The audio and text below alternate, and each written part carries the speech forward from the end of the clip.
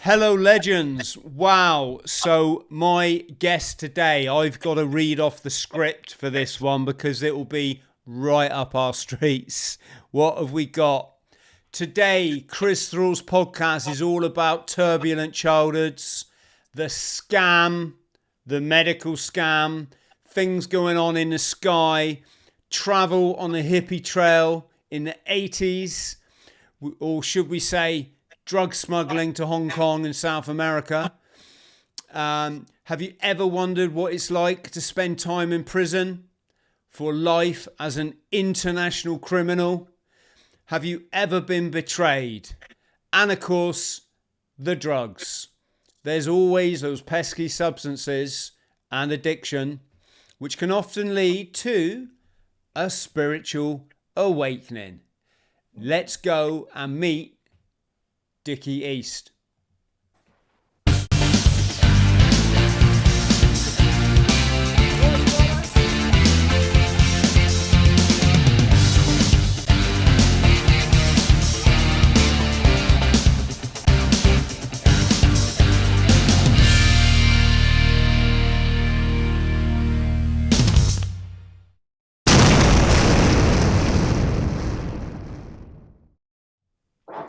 Hello, legends. Once again, may I ask you please to check if you're liked and subscribed, because we're getting a lot of people unsubscribed from the podcast. Or if you've never subscribed, now would be the time, because we get some great guests on this show.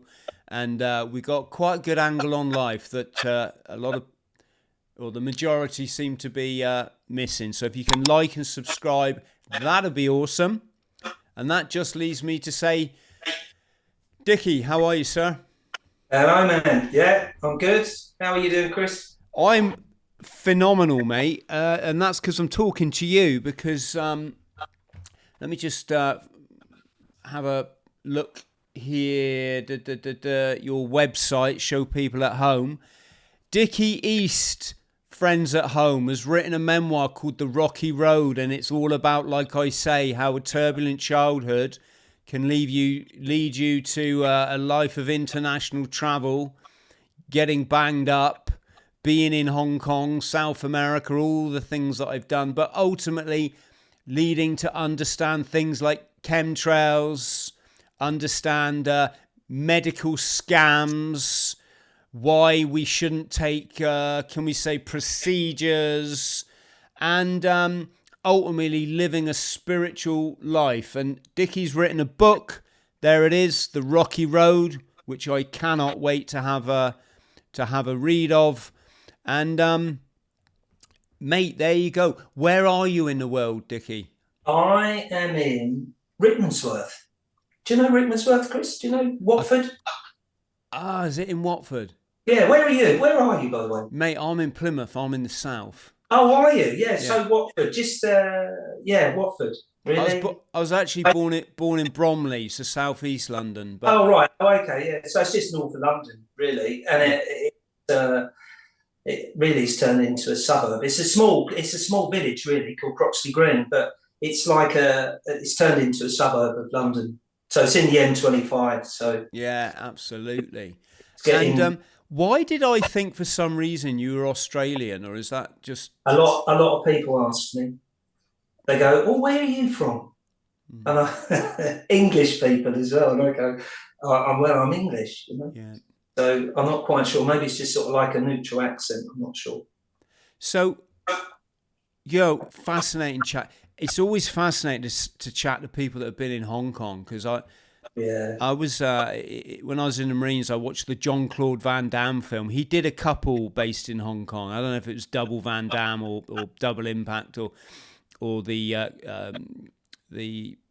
blood blood sport one. I think blood sport as well. Anyway, what I'm getting at is there's an iconic scene where his mentor, his kind of stepfather type figure, says, "You're going to Hong Kong." And when my mate in the Marines came up to me and said, "Chris, we're all going to Hong Kong for Christmas. We're getting military indulgence flights for 30 quid. Do you want in?" I was like, "Do I want in? Put my name down for that one, please." Anyway, all the lads cried off to go and watch videos with the missus and go down the pub for their leave. I'm like, no, I'll go Hong Kong on my own. I don't care.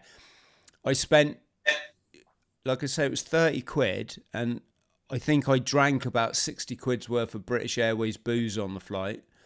Wow, were they charging you, Chris, at the time? Were they charging you for booze at the time, at the 90s? No, they weren't charging you. But the thing was, I'd only paid 30 quid for my ticket, so they clearly didn't make any money off my pass. Right. Sorry, I should explain back. What the military do is they have their own aircraft flying out to the military bases around the world, which obviously are fewer and fewer now, but, like Cyprus, Canada, all this kind of thing. And back then, obviously, Hong Kong was a British territory.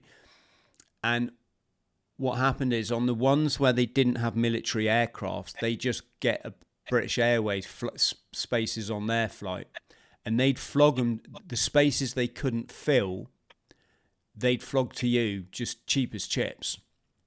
And like I say, back then, I was just like, stewardess, can another 2 beers and a whiskey, please? I was just... But sorry, the point I was just getting to is I saw that Jean-Claude Van Damme. I just knew I had to go to Hong Kong. I didn't want to live my life. But Dicky, just take it from the beginning. You said you lived in a street and you was like the 2 roughest families, and the police were knocking on the door all the time. Tell us about that. Yeah, we lived in a cul-de-sac, and if you like, the East lived around one side and the Smiths around the other, and but they were the Smiths were fighters. They were big men. They were at my brother's age. My brother being 10 years older, so I'm 20 and these guys are 30. But it was a constant. It was a constant.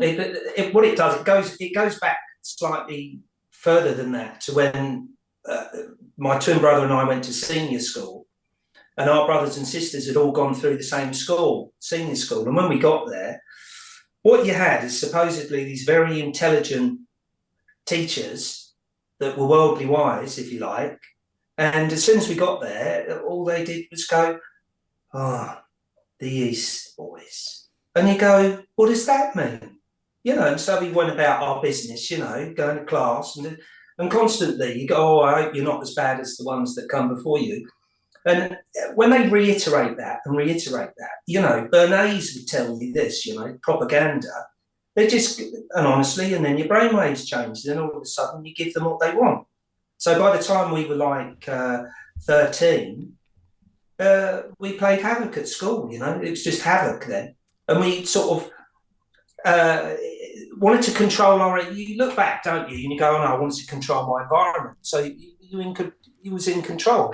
And really, when I look back at it, totally in control of the teachers. Completely. They didn't know what to do with it. They wanted academic children to teach, and these two were like going schizo, And it was, and then of course, and then that just went on and on and on, and then became scallywags and thieves and nicking stuff and fighting, and then with that comes all the police attention. But I would say that in the village, though, it was a particular time when there seemed to be a lot of boys around, maybe, or just there was a lot of young people of that particular era. Everyone was nicking everything, breaking into sheds and drinking woodpecker cider, and just causing havoc, So it wasn't sort of just us as a family, everyone was nicking stuff. But of course, the finger would always get pointed over here. Oh yeah, it must be these guys. So as an education going up to when I smuggled drugs, there's my apprenticeship. So my apprenticeship was there, it was all ready to go. It didn't take me any encouragement to go, right, okay, let's start smuggling drugs around the world. It's just a no-brainer, really. A far more interesting project than breaking into sheds and nicking a few bits and pieces. The whole street thing was funny. You must have seen that maybe, Chris, when you was growing up. There was always a rough family, or maybe you were from the rough family. I don't know.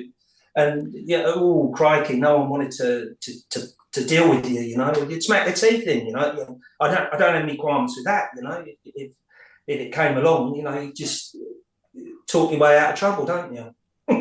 It's just crazy. Yeah, we had a couple of literally feral families growing up, and it was just funny things. We turn up in the summer to go swimming at our school because we had a little swimming pool there.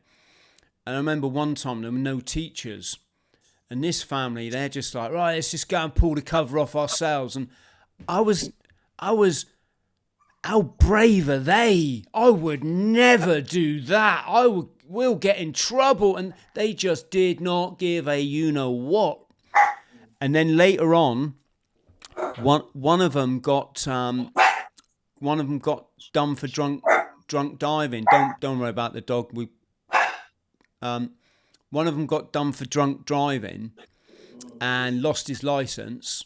And as they were coming out the pub one night, the brothers, it was like these, you know, handy lads, you could say. The copper that arrested him drove by, wound his window down and went, "All right, lads, good to see you walking tonight."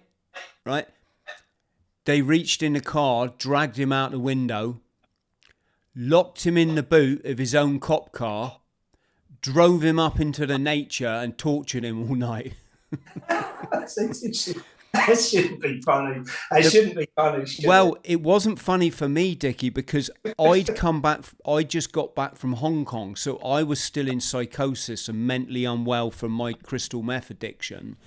And whilst working for the 14K there in Wan Chai as their nightclub doorman, I'll ask you about this, but in my book I call it Club Nemo, but anyone who's been there knows it was Neptune's 1 and 2. And one night I was in almost that situation where I was in fear for my life, mate, you know. And so when I heard my dad retelling this story, because I was in psychosis, I thought my dad was taking a piss at me. I think he was trying to humiliate me, and I just, you know, I wasn't violent or nothing, but I just picked up my tray of dinner, just like threw it all over the kitchen floor. Sorry, I digress. So, what were things like at home? Well, there you go. When you wanted to talk about childhood, and I will explain something here about my childhood, but the whole gig with my life is I never carry my past with me, Chris. Yeah. I don't carry it in a negative way. Good.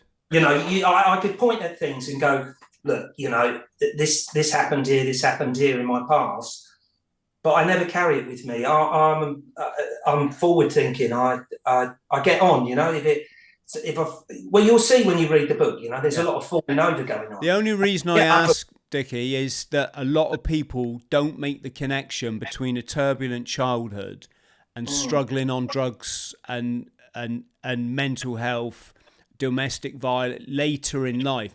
And I'm saying that's why I'm climbing Everest in April. Come on, folks, let's start linking the two. It's not rocket science. We're losing a lot of veterans in the community, and no one is saying, hang on a sec, we all had quite rough childhoods, didn't we? You know, or we had a father that was absent or didn't love us enough or what. So that's the only reason I ask. Obviously, I ask that so people can understand it and then heal it and move, you know, and see it as that's a tragedy, isn't it, Chris? That if you decommissioned out of the military, that there isn't I was going to say deprogramming, but not a deprogramming. What would you call it when you rehabilitation to normal life? Yeah, where you'd see somebody who's qualified to talk to you before you go back out into City Street and unravel that, so the person can get on with this really weird thing. Because you know, I've been institutionalized, so I understand the institutionalization, and you get thrown into this thing called life, this world that you think's free, and you realize when you get into it, it isn't really. It has all the rules and regulations, etc. And in actual fact, it's quite claustrophobic. because you realise you've been craving for something where you've got all this freedom and you can't see it. You've got too many rules. Yeah. So that I find that tragic, really, that they don't do that for ex-military. You got to remember, a lot of these professionals, though. I mean, 3 years in uni isn't long enough to make all these connections, Dicky. You know, Yeah. that I can imagine. And I'm not talking. I'm obviously not tarring every single professional. There's some incredible professionals out there, but for the most part, if you're just dealing with PTSD as something you experience as an adult, randomly out the blue, or perhaps linked to something that happened to you in service, that's a tiny part of the jigsaw. Come on. You know, it's research has proven that you're far more likely to leave the forces with PTSD if you had a damaged childhood. And there's something called moral injury in battle.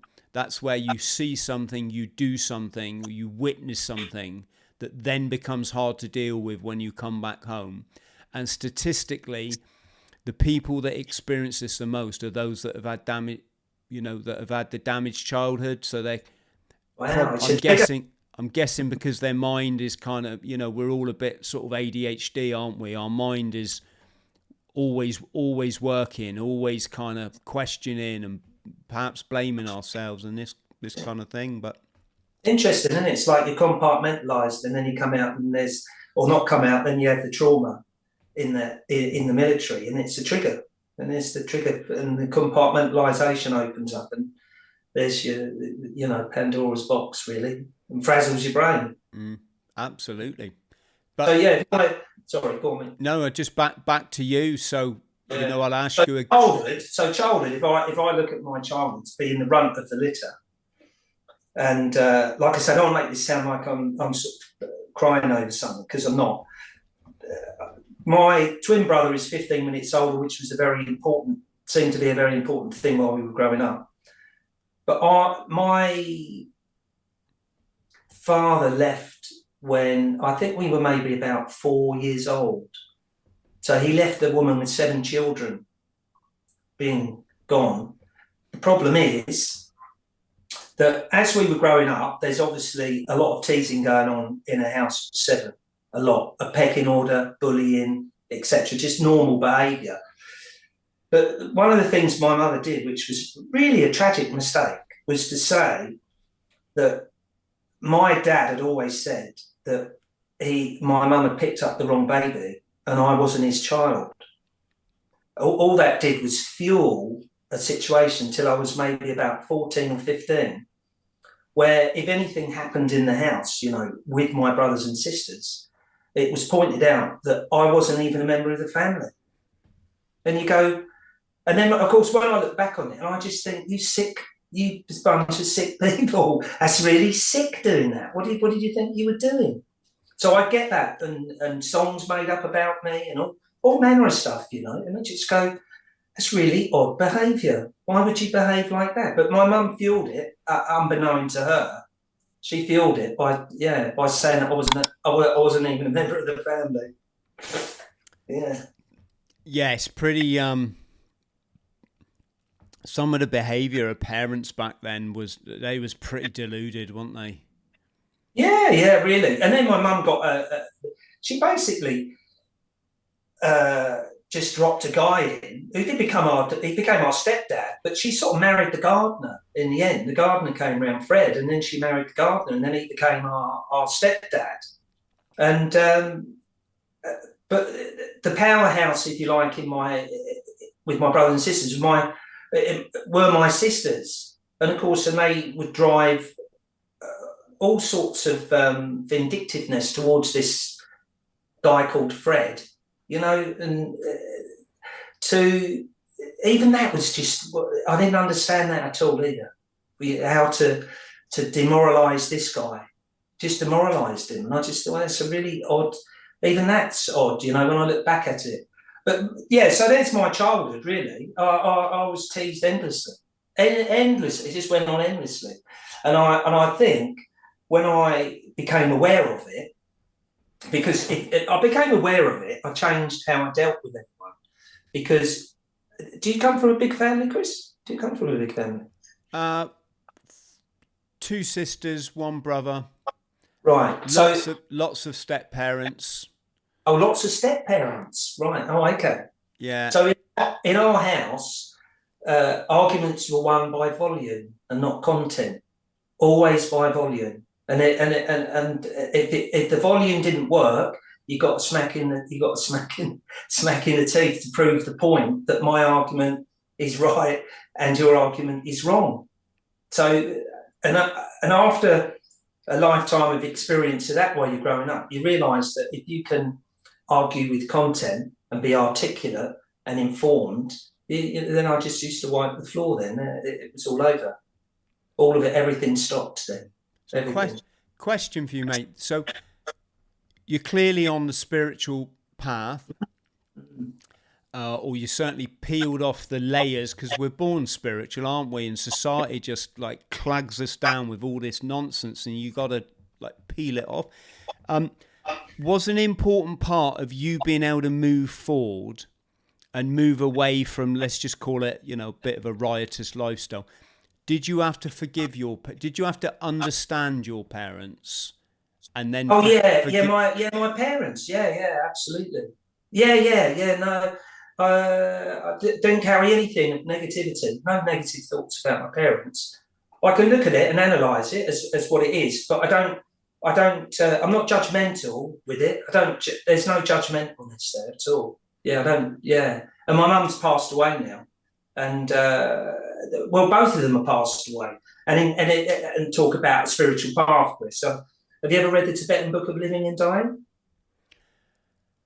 No, heard about it quite a lot though. I would read it. It is a life-changing book when it comes to somebody dying. I can't even describe how comforting it is or powerful it is to get you to understand what goes on in the dying process. It's an extraordinary book. So when my parents both died, when my dad died, I was the only person with him. And I did a whole Buddhist thing for him, which comes out, the Tibetan Book of Living and Dying.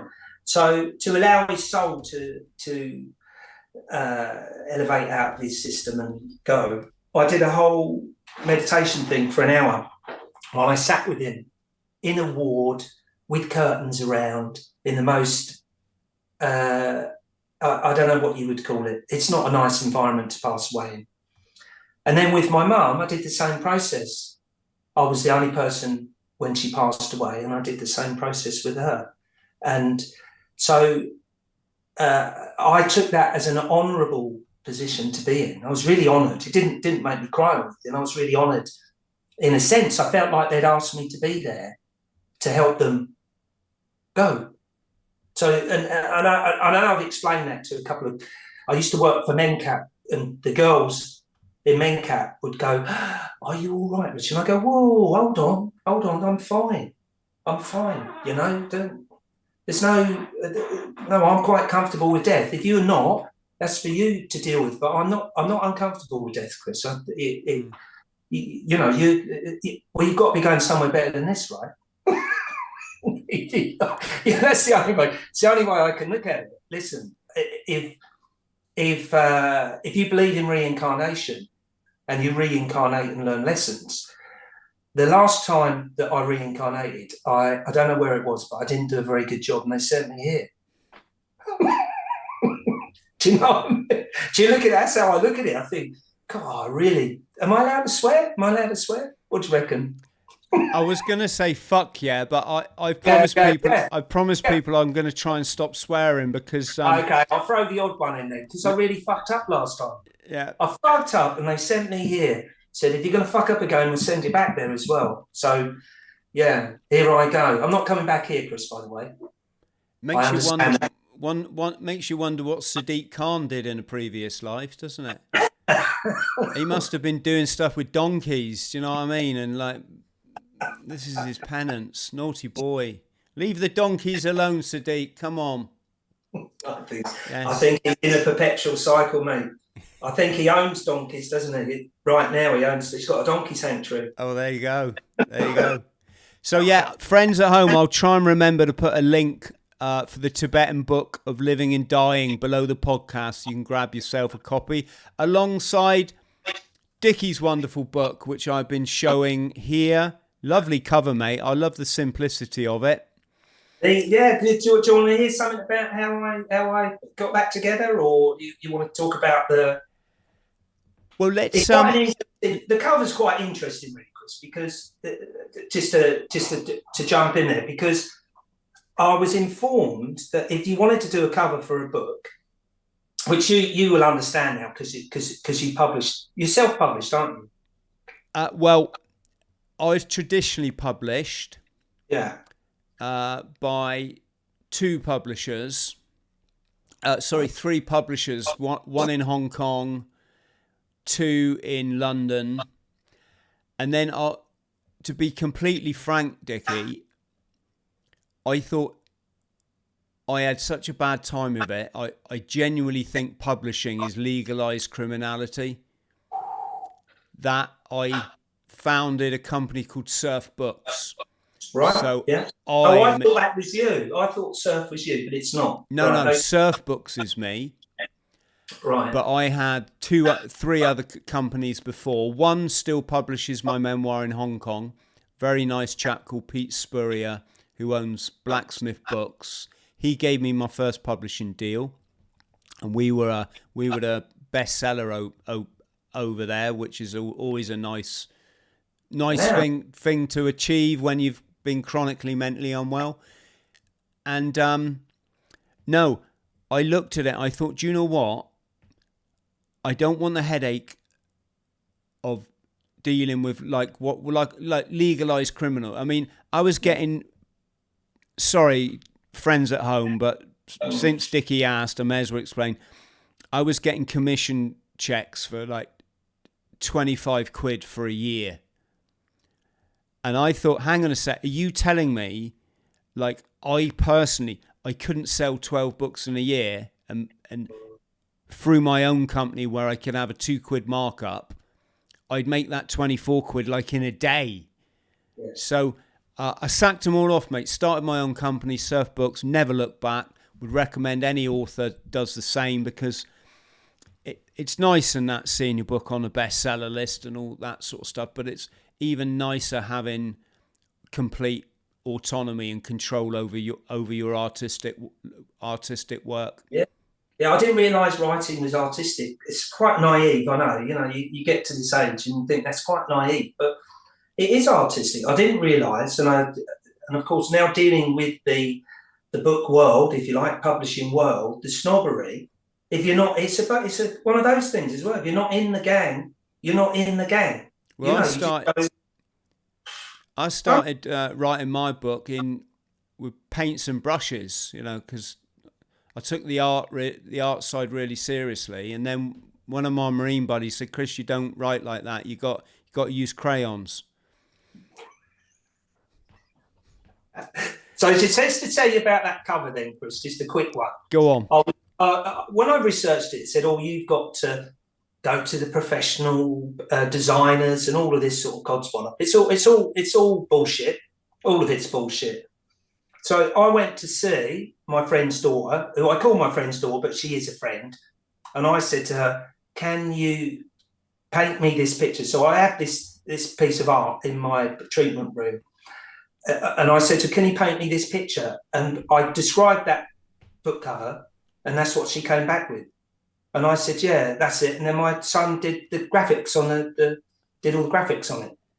And there's the book cover. And I just go, and if you look at it, it's like the book itself. I think it's simplistic. It's what it is. That's all. It's just simplistic. The book's really simplistic as well, you know. And I just go, "You're all full of shit." And also I will say this, Chris. By all accounts, if you want an agent, you send a manuscript to 100 agents, and maybe one will get back to you in 3 or 4 months if they think you're worthy. So I sent it off to 3. There was one that I did want to represent me, but I sent it off to 3, and then said to them, you've got 4 weeks. If you don't come back to me, I don't want you to represent me. Who are you talking to? It's not, like you say, it's your creativity. And then what they want to do is take it from you.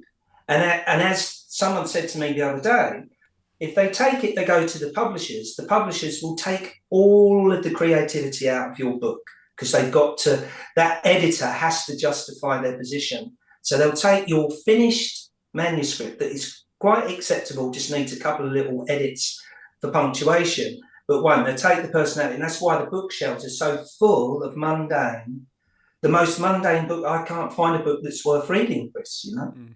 I can't, you know, they're so mundane. And I go, oh, right, that's why. And now, did you know this, that a lot of the top authors now are self-publishing their own books? They don't want to deal with the publishers. Oh, absolutely. The publishing over, you know. Yeah, once you're established a bit, it's clearly the way forward. The only sort of slight downside is I used to get an awful lot, Dicky. People ask me, Chris, would you read my book? And I didn't have the art to tell them it was.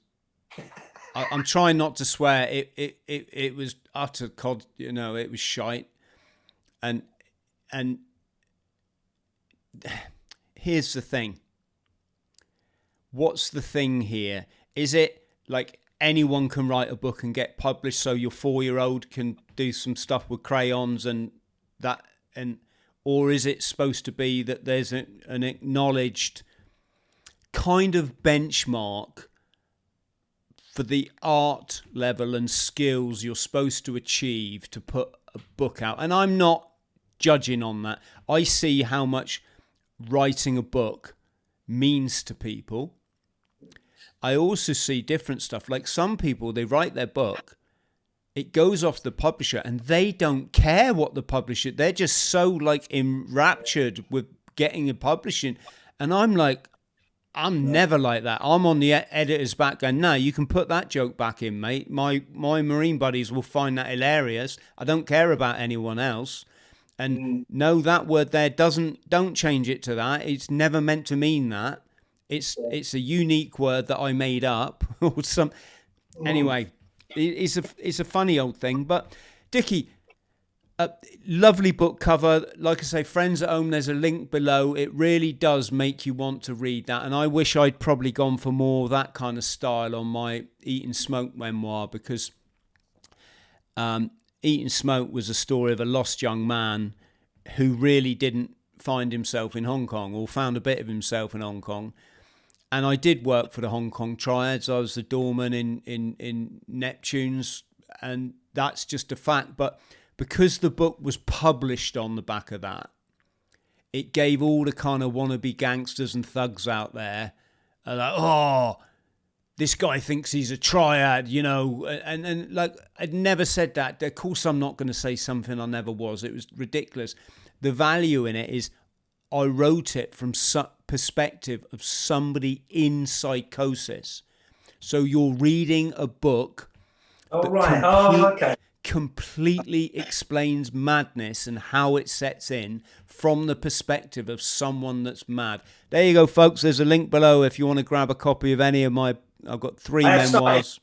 I have started reading it. It came the other day. I've started reading it. Oh, brilliant. So yeah, I'm quite intrigued. Of course, you're talking Moncock and La-di-da and Nathan Road and Chunking Merchants, which is, of course, anyone that's been to Hong Kong and not stayed in the Orient Hotel knows who Chunking Mansions, what kind of Chunking Mansions is. Some of the best, it's where you... some of the best restaurants in the world, right, Chris? Great food in there. Used to be able to get great food. Great drugs in there, mate. Is that what you meant to say? So, yeah.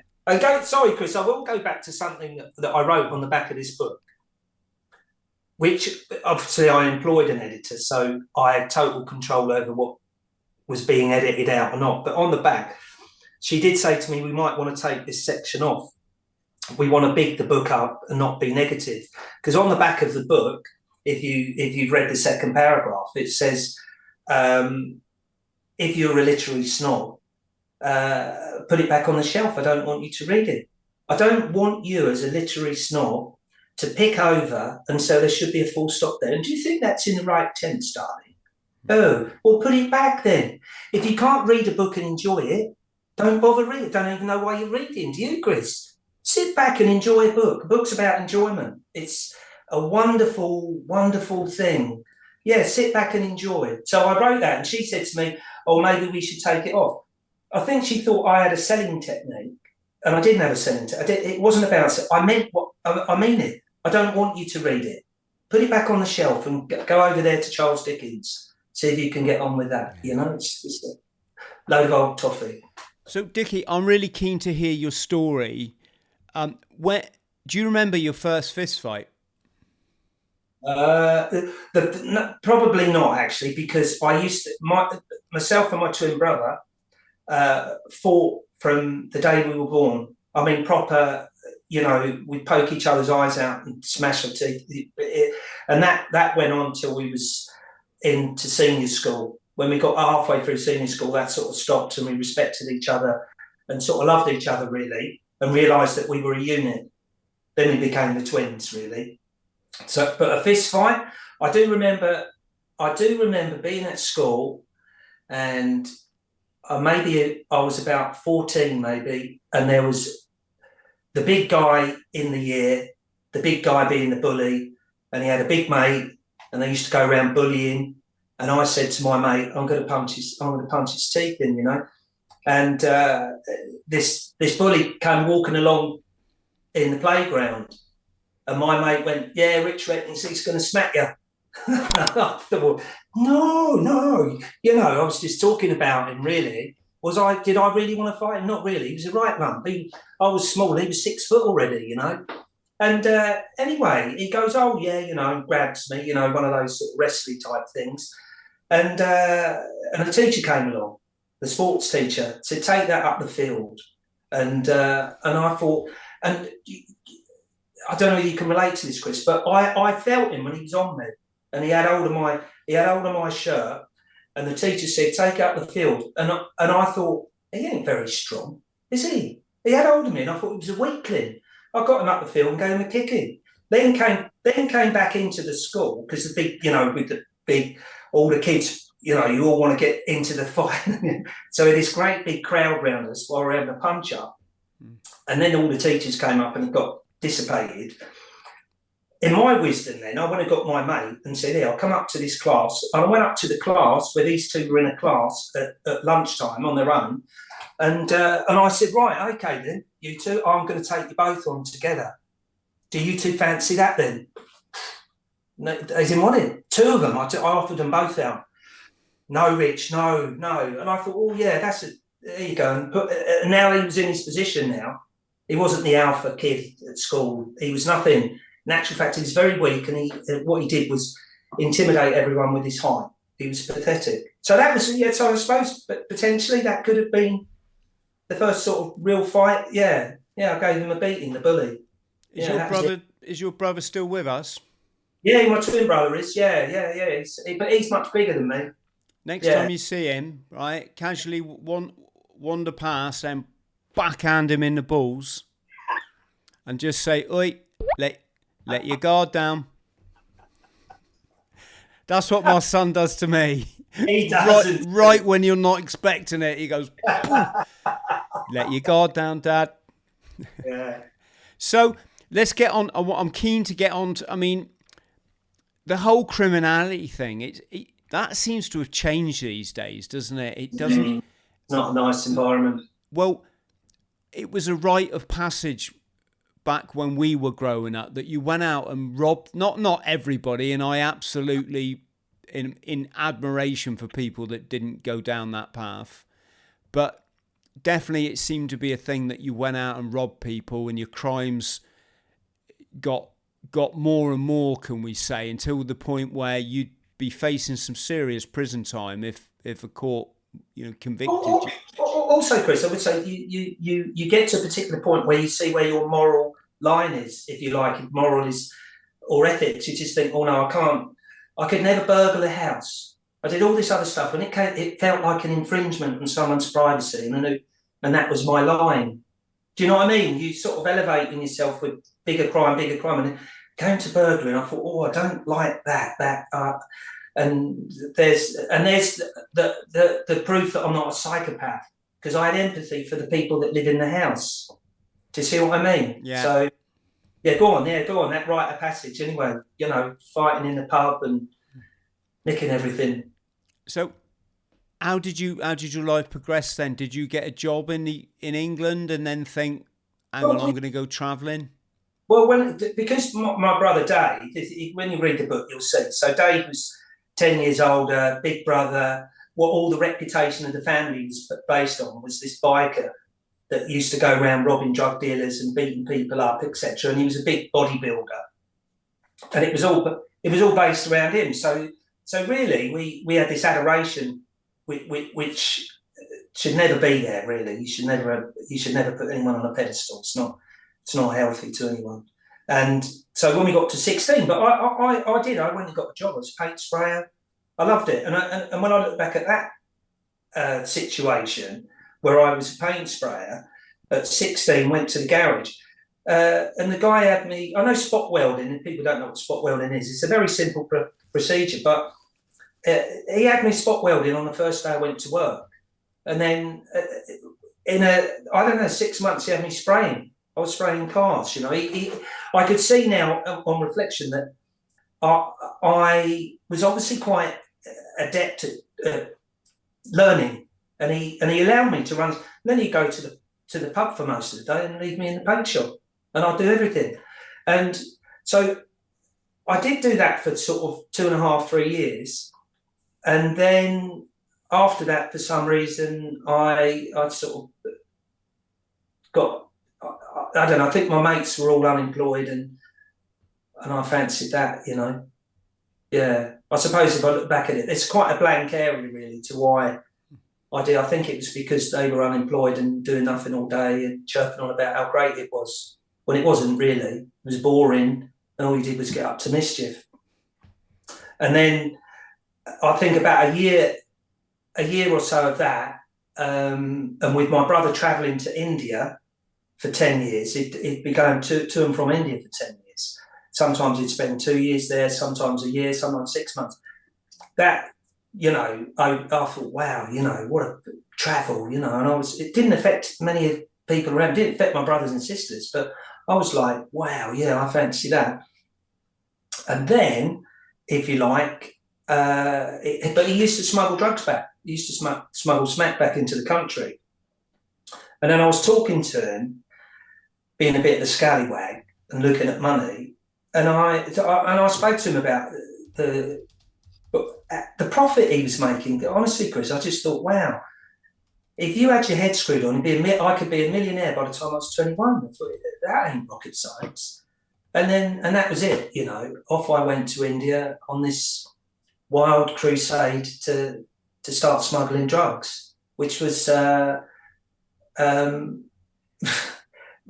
you could look at this again, Chris, and of course then I got caught. Not on this one, but sometime down the line I got caught. If I hadn't have got caught, I would have almost certainly turned into a junkie. So I do see that avenue. Listen, anyone that messes around with heroin, listen, you mess about with that, it is almost inevitable that you will start sampling your product. Inevitable. You start wandering down there, then you think, oh, that's quite nice. And all of a sudden, quite nice becomes a habit, and it's not nice. It is a not nice drug, isn't it, Chris? The only way I can describe it, a not nice drug. I know you with crystal meth, but the smack thing, I don't know. Do you know, I think it runs off with his soul, Chris. I think it's the devil drug that runs off with his soul. Yeah, in Hong Kong, it's so readily available, and it's absolutely pure. None of this, they don't cut it at all, right? And it's China white, so it's almost like what you'd expect to get from a pharmacist if the pharmacist did smack, right? Yeah. But over there, the only time and friends, we're not promoting substance use here at all. We're just explaining our stories, all of which led to some severe consequences. But let's just talk about talcum powder instead. The talcum powder over there, it made you feel dirty and grungy. And the only time it was actually bloody hell really nice was on a come down after the club from the night before. That was just, you know, I don't want to try and sell it to anyone, but you can see what I'm trying to say. Yeah. Where it got, if you're doing crystal meth, you're up like this, and that will just come down like a lift, surely. but where it got me, Dicky, was prescription painkillers. 20 years later, there's me in chronic pain from a broken back. And a doctor came in and she did the right thing. She saw me. I'd been in bed for 6 months. I couldn't move. I had to pee in a bucket. And she was like, "You're a grown man. Why hasn't your doctor prescribed you proper pain?" I said, "Because he's a dick." Dick's not swearing, is it? No. And she immediately prescribed me some oxycodone. And within 5 minutes, I was up dancing the bloody tango down the hallway. It was amazing. And then I started washing it down with, you know, rum, whiskey, super strength lager, and anything just to kind of... It just become that addictive pattern of waking up in the morning, first of all having to take it to do the withdrawal you know, so you didn't go into withdrawal, which you already started to, and then just getting like a real buzz on for the day. And I'm not bigging it up because it's absolutely stupid, it's shit. And eventually I was so controlled by the devil. There's never a better example, if we're going to talk metaphorical here, of the devil controlling you than through that stuff. It is evil personified. It actually dictates what you have to do. The other stuff, you can go, I'm just going to go to sleep for 3 days. I'm going to feel absolute pants for a while, but then I'm going to get up and go about my day. No, not with it. I had long-term withdrawal for 2 years after. That's how much damage it had done to my brain. I didn't have a lot of brain to damage, Dicky. Do you know what I'm saying? And but the beauty of it is that's how I came across John St. Julian, who's a brilliant YouTuber. I hope he's well. He's been quite ill lately. And I come across, because I was looking at water fasting, I come across his video and I realised that water fasting in itself is pretty much your first bottle stop shop for any illness. Is do what the mammals do when they get ill: stop eating, drink a bit of, you know, just flush your body through with water. And that really helped, on top of having a sauna in the morning, or going for a swim and having a sauna. It stopped my brain from absolutely trying to destroy me. My brain was just ringing like tinnitus, like you never believe, you know. But the point I just wanted to make here is there's everyone out there thinking that street level... I don't usually use the term smack because it's usually used derogatory to describe people that are having drug problems. But people think, you know, smack's the bad one. No. It's the stuff that they prescribe legally that will knock you on your ass. It's so much stronger than what you're going to buy on the street. It's pure and it will get you, right? And also, Chris, I would say this, you know, most of them are the synthetic opiates and they're not natural. And that's one of the big downs with what they're giving you. They're giving you a synthetic opiate. Your system can't even cope with this foreign, because it's so foreign now. You could say smack's foreign, but it isn't particularly. Sort of dried out. It's a dried out sort of whey powder, if you like, you know. But these synthetics are... I saw it with my mum, you know. They gave her a synthetic opiate. She was seeing cats flying through the air, all manner of stuff. You know, I just thought, what the Jesus do you think you're doing? You know, you're insane, completely insane. That took you 2 years, did it, Chris, to get off of that? Yeah, and I'd be a liar, mate, if I wasn't to say it had got it's been quite problematic. Yeah, I'm not mincing my word. It's been quite problematic in my life. You know, it meant that I could look back on at least 35 years of my life and think, do you know what? I've been off my head almost every day. With you know, and alcohol being equally as bad, but there's something. The thing with alcohol, unless you're absolutely dependent and you could risk killing yourself by stopping drinking. You know, we used to have to warn people not to do this when I was a substance misuse specialist. If people, you know, if you're on, say, 13 cans of super strong lager a day, you don't just want to stop that behavior. You know, don't go cold turkey. You got to cut that down first, right? That can really end badly. But essentially, you can cold turkey a lot of alcohol and just have that horrible hangover. It's probably going to last 3 days and boom, there you go. You can't do that with that other stuff. It becomes an absolute campaign project to get off it. Keep calling you then, Chris. So what's going on there? You know what I mean by calling, don't you? You know, you can have a bit. You want me type of. There's a conversation coming out of the drug.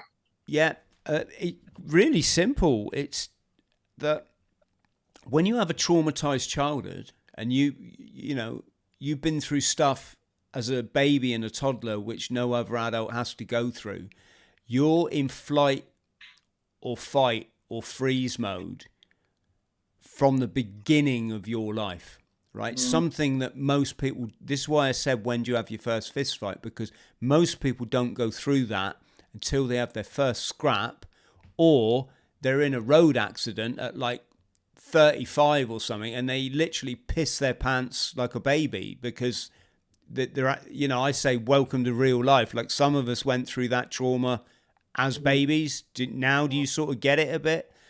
And as a result, when I'm in any sort of, you know, when I face kind of everyday stress, all of that trauma is because you can't deal with it as a baby or a toddler, it buries it in your body. Your brain hasn't developed enough for your amygdala, who's your librarian, to go, oh, bad file there, let's just store that away there, that's gone, that's history, forget about it. Oh, little, you know, let's store. Your brain can't do that. So that trauma, it goes, oh, I got these files, can't deal with it, I'm only a toddler, put it in the body. And that's why this is why people with ADHD and everything, we just grow up different, you know? And as an adult, as soon as you face a threat, could be, you know, somebody in the workplace, a road rage, boom, all of that trauma is like, woof, it comes surging back out the body. And the first thing your mind thinks is, well, let's self-medicate it. You know, why would I feel this under? And it doesn't have to be a massively situation. I could just be sat here bored on an afternoon, you know, and just want to change my state. I want that blissful state. That it's like being back in the womb. And I can nip down the Tesco's down the road, getting 10 cans of lager for like £6 or £7 or whatever it's been over the years. And, I got some of that stuff in the bathroom cabinet. Let's sail away on, what's that song? Sail away on memory bliss for the afternoon.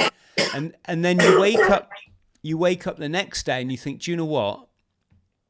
I can get away with doing that all day today as well, because you only start getting a withdrawal after about three days.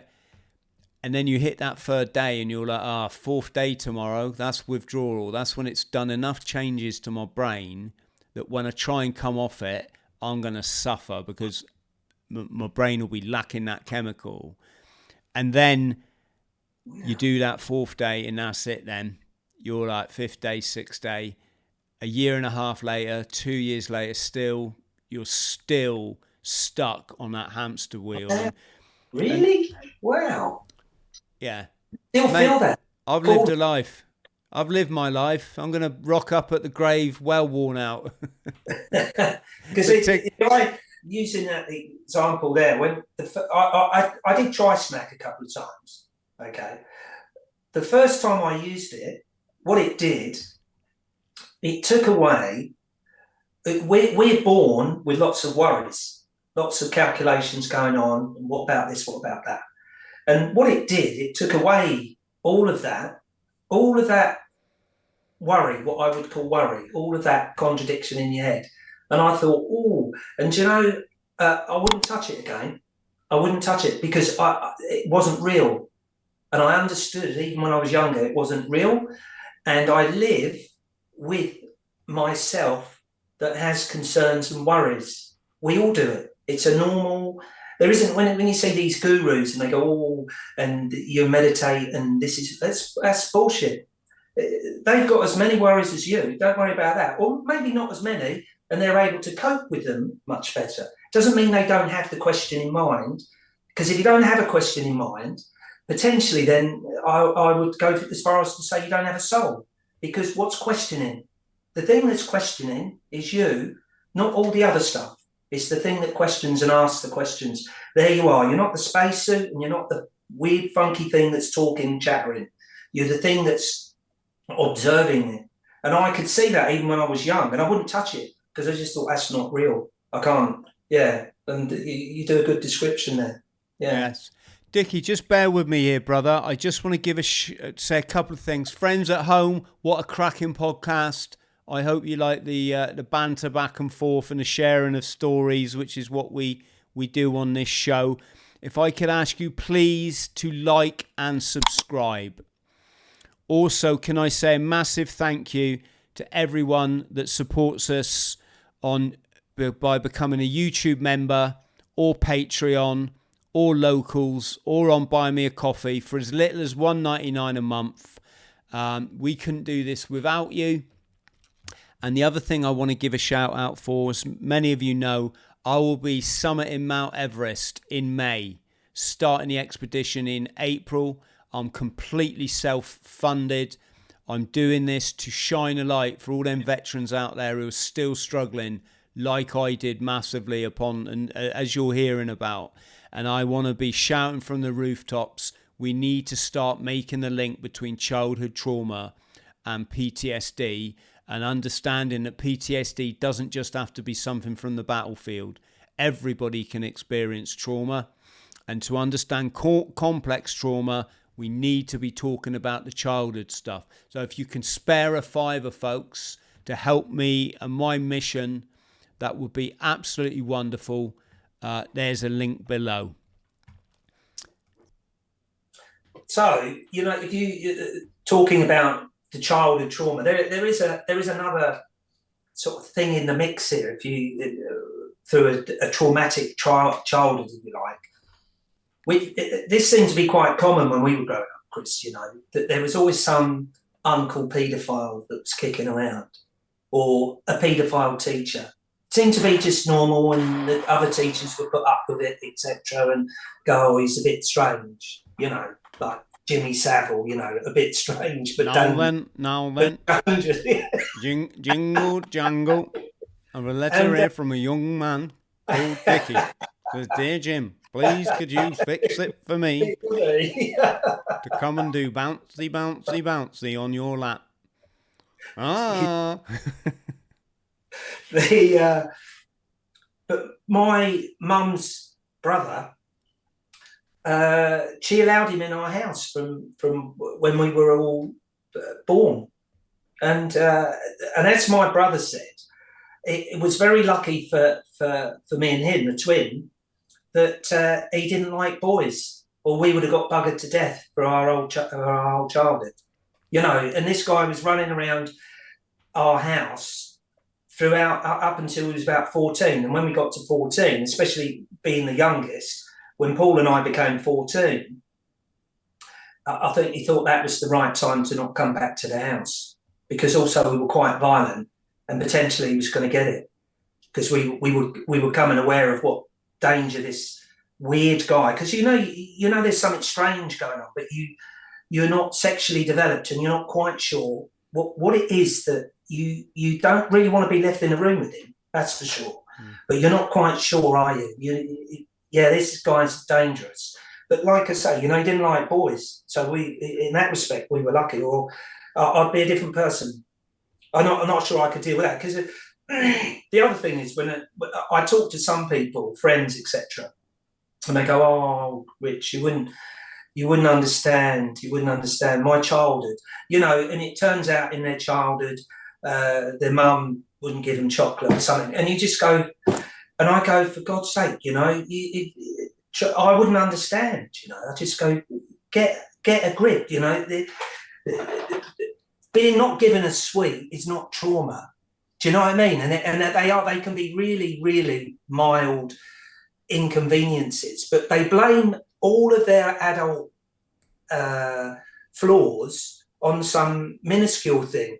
But then when I see people that have real traumas, okay, they don't reflect on them. They will carry on. They don't blame that, even though it's a major issue.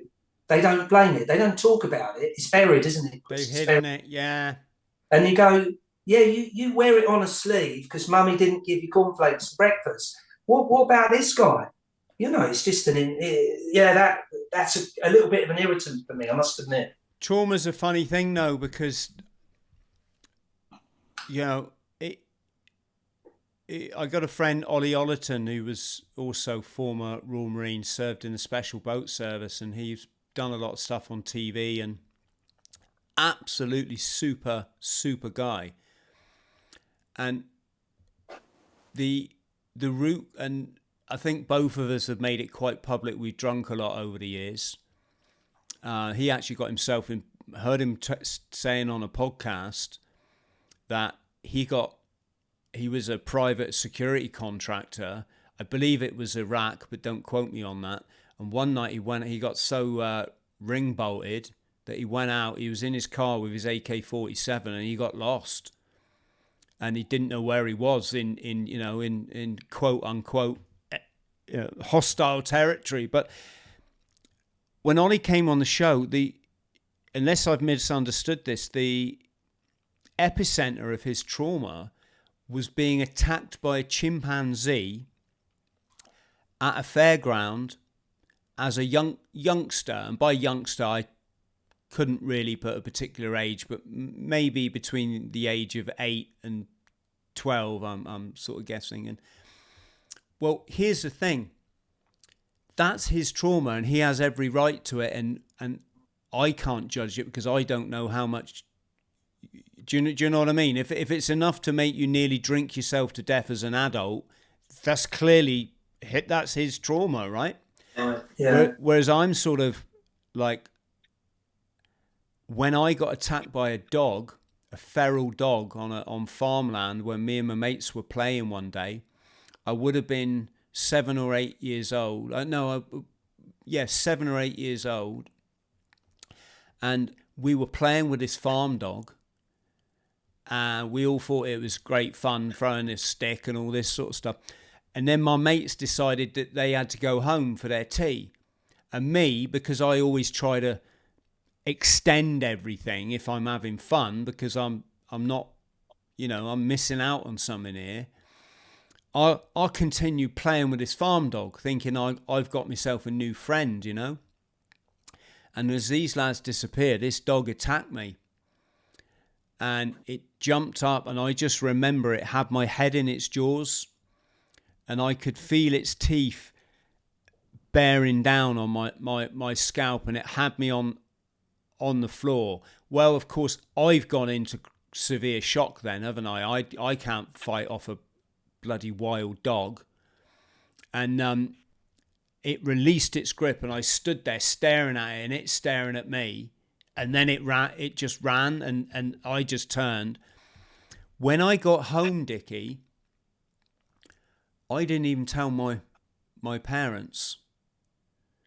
And if you're wondering why, it's, well, that was nothing compared to some of the stuff I'd gone through.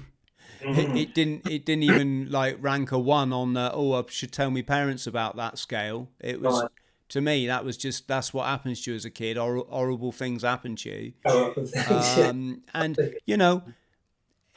there you go. But like you say, none of this is sour grapes. Don't care. I love both my parents. They've been through stuff that it makes me cry thinking about it. Are your folks still alive, sorry? My dad is. My mum got asbestos poisoning about 15 years ago now. She got it working as a nurse in Charing Cross Hospital as a youngster, Wow. where all the pipes and stuff was lagged with asbestos from all the kind of shoddy rebuilding after the war, after the bombing. And when she became ill, she did an internet search, and she found out that one of the nurses she'd worked with back then had £100,000 payout for being poisoned by the hospital through the asbestos. So that's what my mum's diagnosis was. So that was that. But she was chipper till the end. She was going on radio shows and telling her story. The day after she died, I was listening to, I think it was Radio Cornwall, and the show host broke down on air, and he had to leave the studio, and his co-host had to take over because he said, "I've just got to break the news to everyone that Barbara died yesterday." So amazing. My little tip for people out there is love your parents, as much as you can. I know some of them it's too difficult, and I totally get that. But if you can, try and love your parents and spend time with them, and try and forgive them for their indiscretions, because after my mum died, I drove out to the house, and there was a lovely rainbow right where I was driving, and all these cards had turned up. There was about 50 cards on the dining table, and I started to look through them, and I'm reading about a woman that I never knew, because I'd always had this difficult animosity between us, and I'd always been sort of independent, and we'd always rubbed each other up the wrong way, although a child should never be able to rub a parent up the wrong way. It's the parent's job to, but hey ho, we're all human. And the first card is to the lovely woman in the sewing shop who used to take my trousers up for free. Talking about sewing now, folks, you with all the dirty minds, used to take the hem up on my trousers for free when I didn't have any money. I will miss you. To the woman, dear Barbara, you were that lovely woman in the sewing shop on the corner, and you always waved at me when I walked past, and it meant so much to me. And card after card, Dicky, of this woman that I'd never known, because I'd allowed I was young myself, but yeah, there you go. True story, folks. Interesting though, isn't it? What you're using as examples with the world that we live in, this sort of non-social world that we live in, living through these screens, etc., without social interaction. When you talk of the letters that you're opening, and the social interaction of someone just waving in the morning, the human interaction, and it gets a response like that there. The woman thought or the man thought she'd had to write a letter and post it into your box. And people don't understand really what's going on at the moment, this breakdown in social cohesion. That's a perfect example, just absolutely perfect. Just somebody waving. Can people understand this concept of what is going on? And and it could lead on to going back to Maggie Thatcher and crushing unions, which is social. There's social adhesions. There's separation to break down these things, and it all comes down. All of those big pictures of breaking down pubs and try not to go into pubs and socialise, etc. They're so important, as is the cashier in the supermarket. I will go in a supermarket and buy a bottle of oil and get behind the two trolleys, and then they're all going, "Come here, the self-serve, the self-serve." And I go, "No, it's fine." And I get to the woman and she says, "What are you doing?" I said, "I like to interact with you. How are you doing today?" The wave. And then, Chris, it's a really good example. If it's just a bottle of oil, why don't you just shove it in your pocket? Those times have gone. Yeah. But you know what I mean? You're just like going, come on, it's so important. We're losing social cohesion. We need to come together as a community, as a world community, not, and I I've had a little look at you, Chris, to see what you're doing. You're trying to make a cohesive family, or a cohesiveness, if you like. People have to talk to each other. We interact on such a level, and then quantum physics comes into it, how we interact, how we swap, what's the word I'm looking for? Energy. Not protons, it's the other one, isn't it? Electrons. There you go, energy. And we swap them between each other, which is potentially one of the reasons we become ill, because we swap these electrons with each other. And that's really, just to pick up on what you were saying with the wave, really. It's, I do like that a lot, as a simplistic thing. Look, Chris, I live somewhere where all the London lot are forming now. So you've got lots of solicitors, lots of police officers that are inspectors, etc. And they all come, because I'm on the end of a line, the underground. But you go walk the dog in the woods. Well, look, there's fucking no one else in the woods, And along comes the wax coat fucking Wellington boot with its eagle, comes the other way and goes like this. And I have to go, "Good morning." And they go, oh, you're not going to stab me. No, you're falling out from London. They might stab you in London. But when we walk in the woods here, we go, "Good morning," and we socialise. It's a fucking peculiar thing. And then, Chris, I just go, come on, folks. You've lost all your normal social behaviour because you've been living in an environment, because any city doesn't have that cohesiveness. You're all suspicious of each other. You must have moved to this village because you wanted a sense of community, but then you cut it out and you don't want to say hello to the other guy with the dog.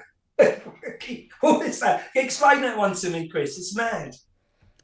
Yeah, I always sort of explain it to people on the show as, you've got this lad culture now of get as many tattoos as you can all over your body, so that the girls will, fancy you, and then have some funny piercings in your ears and skin your head, or have a hair transplant, or everyone's so desperate to be loved, and so much so that skinny jeans actually became a thing. Let's not even go there, right? And it's like, chaps, you can't even say hello to somebody in the street and you want to be the big man. Do you not understand the disparity here? A girl is looking for a bloke that is a good geezer, that holds his head high, that looks other people in the eye and says, "Morning, are you okay? Do you want a hand with that?" Whatever it might be. Firm handshake. How do you do? Yes.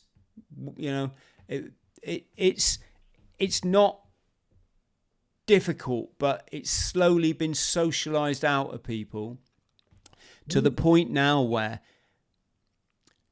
and this is not a criticism of young people, this is a criticism of us letting the merchant cabal traumatize us all through their Hollywood, through their beauty magazine culture, through their phony medical nonsense. But it's got and the overbearing health and safety risk aversion culture, and sissy teachers who are too afraid to do the right thing because they might lose their job, and all of this kind of stuff. And I shouldn't say sissy, the pressure's on people, innit, to pay their mortgage, and you can't, and you do all that time at uni and you borrow all that money. You can't get in your first job and say, "Sod off, I'm not taking the kids to the beach because one of them might drown." That's not That's not how this is. You can't do that. You go, well, yes, headmaster, yes. Well, of course, we shouldn't take the kids to the beach. You know, let's get them all in face masks, and let's get that lovely Richard Branson in to give them all the procedure for the flu, for a detox. You know, this is what it's resulted in now. Is this kind of like, there's a wave of young men that in the old days we'd call them wallies. Do you know what I mean? They've got nothing. They can't say hello. They go out with their parents and they sit there like in an emo with their head looking down, and the parents don't even think to sort of say, hey, this is my son, this is Craig, shake hands like I bloody told you to, mate. Yeah, hello, mate. Yeah. They just accept that, oh, you know, he's a bit special, and yes, and yeah. like I say, not a criticism of people. Just let's have a look at where we are, folks, for crying out loud. You know, Yeah, can you not see this for yourself? The celebration of male and female needs to be reinstated. It needs to be reinstated. Listen, I'm involved in health a lot now, Chris, and all the thing that happened in 2020, what that did for all of us health practitioners, and not complementary practitioners, not alternative practitioners, we're health practitioners. And I have to get that out of people's vocabulary. There's nothing alternative. I'm not doing anything alternative. I'm a health practitioner. What it's done is allowed me to be involved with big groups of people that are health practitioners now. And in that world that I live in now, which I thank that time for, by the way, because what it's done is pushed me into an environment where the men in this environment that I work in are men, and the women are feminine and women. They appreciate the men being men, and they will ask them to pick a box up for them without feeling like they've given away their own masculinity. They want to be protected by their men, and we protect them. And you just go, come on, you know. And it's lovely to see, Chris, because all of the women are very feminine, and they're not trying to take the worst aspects of a male and somehow stitch it into themselves and walk around like this. You know, you go, whoa. The power lies with you, girls. You've only got to flutter your eyelids and go, oh, could you please? A man just wilts. He's lost. He's wilted today. Do whatever you want. But this thing's been lost, hasn't it, Chris? It's been lost completely. Absolutely.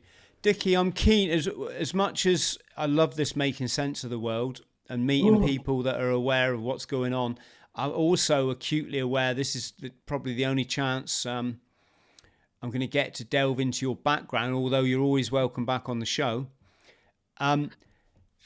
We got as far as India, didn't we? Your brothers go into India.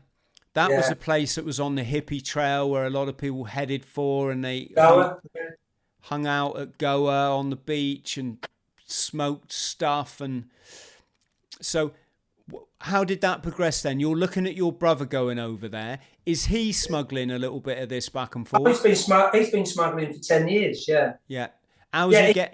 What was his method, and how did he get it through? He'd swallow it.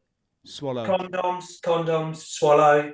And he had as he told me, he had his tract worked out really well, where he knew that if he came back to England, which he did on one occasion, and they stopped him, and in them days they'd take you somewhere and make you have a crap, and then they'd have a look through your crap to see if there's any drugs in you. And he said, I could work it out. I could have a dump, nothing in it, and they'd let me go. And it did, and they made him have a dump once, and he was ready to go after that. He knew he could never get caught. Yeah. So that was his scam, and then of course I went there and did that. And you'll see in the story how the story unravels. You know, you just go, really, Rich, are you really that stupid? You know, even when I was writing it, you know, I had to laugh, Chris, when I wrote it. The stupidity of the character that I'm writing about is just unbelievable. You know, the risk. You know, I got to the airport and I was supposed to have swallowed these things in Bombay, and I couldn't swallow them. They were too uncomfortable. So he said, just chuck them in your bag and go through customs. So I walked through, and I was going, no. He's going, no, you're fine, trust me. And off I went through customs with a bag full of drugs. Got on the plane and ate them on the plane. What are you doing? You know, you just sort of look at it and go, but, you know, the thing is, the book's written in a very truthful, honest. I've not bigged it up, or as one of my friends said, "Oh, it's a story of a gangster," and there isn't any element of a gangster in this story, Chris, at all. There's no element. I wasn't trying to be a gangster, not pretending to be one. I was just doing life. That was all. Gangsters do other things. They have other mentalities. I was just smuggling drugs and doing life, really. And of course that scam worked. You know, I got back here, and you know, it's worth a lot of money, and off you go. Yeah, quite a yeah, So, yeah. When you look back at it, hey, is there a fear when you've got that stuff in your stomach that it could burst? no, I didn't have nothing. I didn't think anything. I just thought, yeah, that's fine. And then got out the other end. And some of the because it was in six condoms. And then when I got to the other end, and then I had to get them out. Some of them, one of the outer layers had been gone. You know, it was all ratty tatty. You know, and you just go, and of course you look back at it, Chris. You know, you just think, Jesus Christ, which what, you know, what were you thinking there? But I was thinking because I was being programmed, really. You know, he'd gone, and I knew that afterwards with getting people to do stuff after that. That he just wanted to, let's just get that there. He didn't care about me, really. He didn't give a monkey's ass. Get on that plane and get them drugs back to England. And when I look back at it, I think, fucking hell, Dave, you were brutal. I was a 19, 20-year-old, and you're 30, and I'm your little brother, and you go, yeah, just get on there like I'm just any mule, you know, just any donkey, and off you go.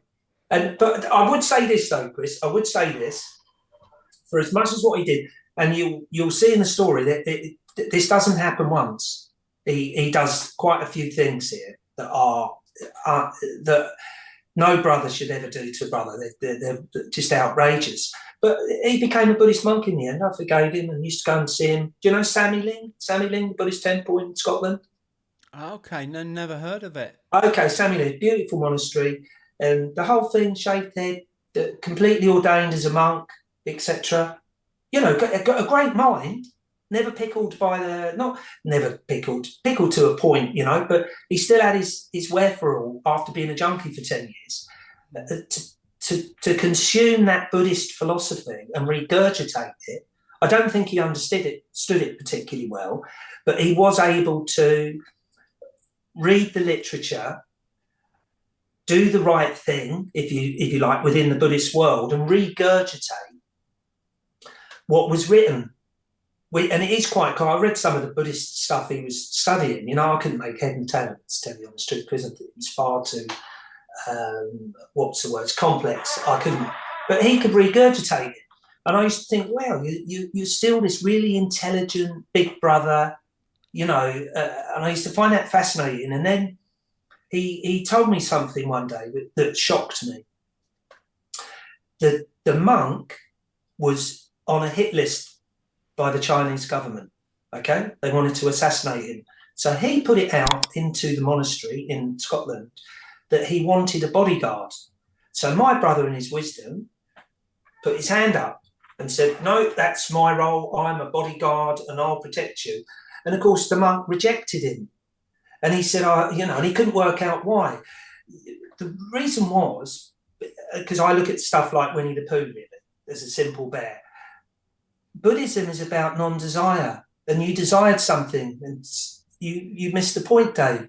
You regurgitate all of that, and a simple thing comes along for desire, and you jumped at it straight away. You don't learn anything. Get them roads off.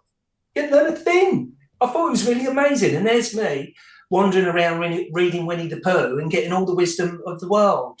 I just thought, what you do? Read this, Dave. This is Winnie the Pooh, and he saves the 100-acre wood. It will teach you everything about Buddhism. And it will, it does. It's not Buddhism, really. You've never read the Tao of Pooh? Taoism through the eyes of Pooh Bear. It's one of those books, Chris, where Hoff, who wrote the book describing Taoism through the eyes of Pooh Bear, and the book's of Pooh.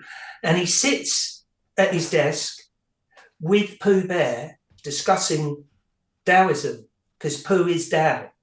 He is the Tao. And he discusses the whole book with Pooh and describes all the archetypes through all the characters of the 108th Wood. It's a life, in a sense, it's a life-changing book because of the simplicity. And I've always, since I read that when I was very young, well, when I was very young, you know, I don't know, maybe I was in my mid-20s or late 20s, it changed my perspective of life, to look at things without trying to let things just happen in front of you without the desire. I thought it's a beautiful way to change your, you know, we read things and we take the snippets, don't we, Chris, these books, and we go, oh yeah, that fits right into my little puzzle of life. And that's how I, you know, if someone says, oh, what's your philosophy of life, or are you religious? And I go, well, not particularly religious, but I take all of these little things, and I'm still, you do the same, don't you, Chris? You take all of these little things, go, oh no, I resonate with that, just at the right time, and it fills in the blank spaces, doesn't it? And you Absolutely. go, Yeah. I call it downloads. You know, some days you have such massive downloads, you feel like you've taken possession of such knowledge that would take you 2 or 3 years to accumulate. yes. And it's a beautiful, sometimes it's just, you're there, you're in the zone, you know, you're in that nirvana, which is taking no mind, you know, absolute presence. And Yes. it's great. And the wonderful thing is, it's there for everybody. As second you want it, you just got to shut your eyes. And I will say this, because I'll jump in here, Chris, before you ask me another question. I'm really interested to know what your training regime. I'm back training, by the way. I do a lot of training now, and I haven't because I've had children and all these things of family life have got in my way. And I am starting to train, but I'm really intrigued by what you do to train to climb a mountain, really, because I couldn't, because my circulation, they'd cut all my fingers off because I can't go in the cold. I can't sit in the winter and watch a game of football without them going white. But I'm really intrigued. You're trying to get the oxygen levels up in your blood system, or I'm going to be doing all of that. I got this thing here, actually. I got sponsored by this company, but I never actually ended up doing any work for them. It was Aerofit. They sent me this for free. This is like 300 quid's worth. And what it is, you got little dials on each side, one for inhale and one for exhale. And when you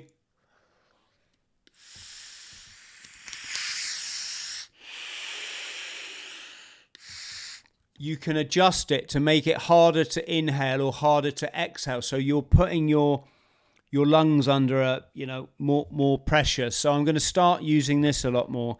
I'm going to get one of those oxygen meters that measures how much oxygen's in your blood. Oh, yeah, you can put it on your finger. Clip it on your finger and this sort of stuff. I'm not, I'm just going to do what I can do. I'm not an obsessive person. When we rode the Atlantic, we went out in the boat a couple of times. Went, yeah, this is easy, innit? Right, let's go down a pub. You know what I mean? I'm not a great believer in. I always say, get your safety sorted. That's it. That's the most important. You need an exit plan for any eventuality. When you've done that, your fitness. Rowing the Atlantic, you're going to be rowing for 50. We rowed for 50 days. What's the point doing any training for? You're going to get fit doing it, aren't you? You know. Yeah, there you go. There's an interesting. It's mental. And of course the biggest thing is the fundraising. This is why so few people do these endeavors. Is you've got to raise the money for it, and it's a lot. So that's that. Sorry, Chris, but do you consider yourself to have that particular gene pool, that particular structure, and which probably comes with the mindset, but that physical structure where you have an endurance naturally far greater than most of us? So does that make sense to you, what I'm describing there? Yeah, if you take like an Adonis-like figure, like Johnny Weissmuller, Olympic swimmer who became Tarzan, yeah, big, ripple, muscly Germanically handsome geezer, if that's not a double negative. And well, I'm the complete opposite of that. I'm very gifted in my physique. I've still got pretty much the same physique I had as when I was like 20. Right. And Wow. I'm quite, I'm slim, quite, muscly. I, I'm lucky in that department. But here's the thing. In the Marines, I found the running was so hard. The speed marching was so hard. With my little legs, I'm struggling to keep up all the time. Absolutely, I'd feel like death from the beginning. I was always good in the gym at climbing, so I could do 30 pull-ups when I was younger. And I was a PT superior in the Marines by nature of the fact I could get up the ropes. I was always the second fastest in my troop up the ropes and this kind of stuff. And even to this day, I could 30 pull-ups, push-ups is I'd feel a bit of a wimp if I couldn't do that. But swimming, everything goes against me. I've got very little body fat. I've got quite high muscle density. I've got small, not ridiculously small hands, but I don't have the big hands that Olympic swimmers have, all the big feet, and shorter legs, so I'm not getting the stride. Shorter arms, so I'm not, I can't drag loads of water behind me. Probably smaller lung capacity, and I've got fairly big head, believe it or not abnormally, but in the Marines I was one of the larger size for headwear. And of course in swimming, the last thing you want is a heavy head, because every time you breathe it's knocking your feet down. So no, I don't want people to think I'm gifted in any way. Anyone who knows my story knows I've worked at it over the years. Endurance is quite easy because as you get older it's mental, not physical. So if you wanted me to go and run 100 miles tomorrow, I wouldn't think twice about doing that. That's, we can stop and walk a bit. We don't have to be mental about it or anything. But so that's kind of me. Obviously for Everest, because I've got to be a responsible person, I'm going to get myself as fit as I can, which I do, because I run one day, I swim the next, and I gym the next. I don't tend to go on the bike because I just think the roads are too dangerous. But I have got a really decent bike that I do triathlon on. I usually come round about last, and I'm perfectly happy with that. It doesn't bother me at all. I find that like a badge of honour. Come fifth from the bottom or something. And that's. Does that answer your question? Yeah. But well, it's not a question of whether there's a uniqueness about you.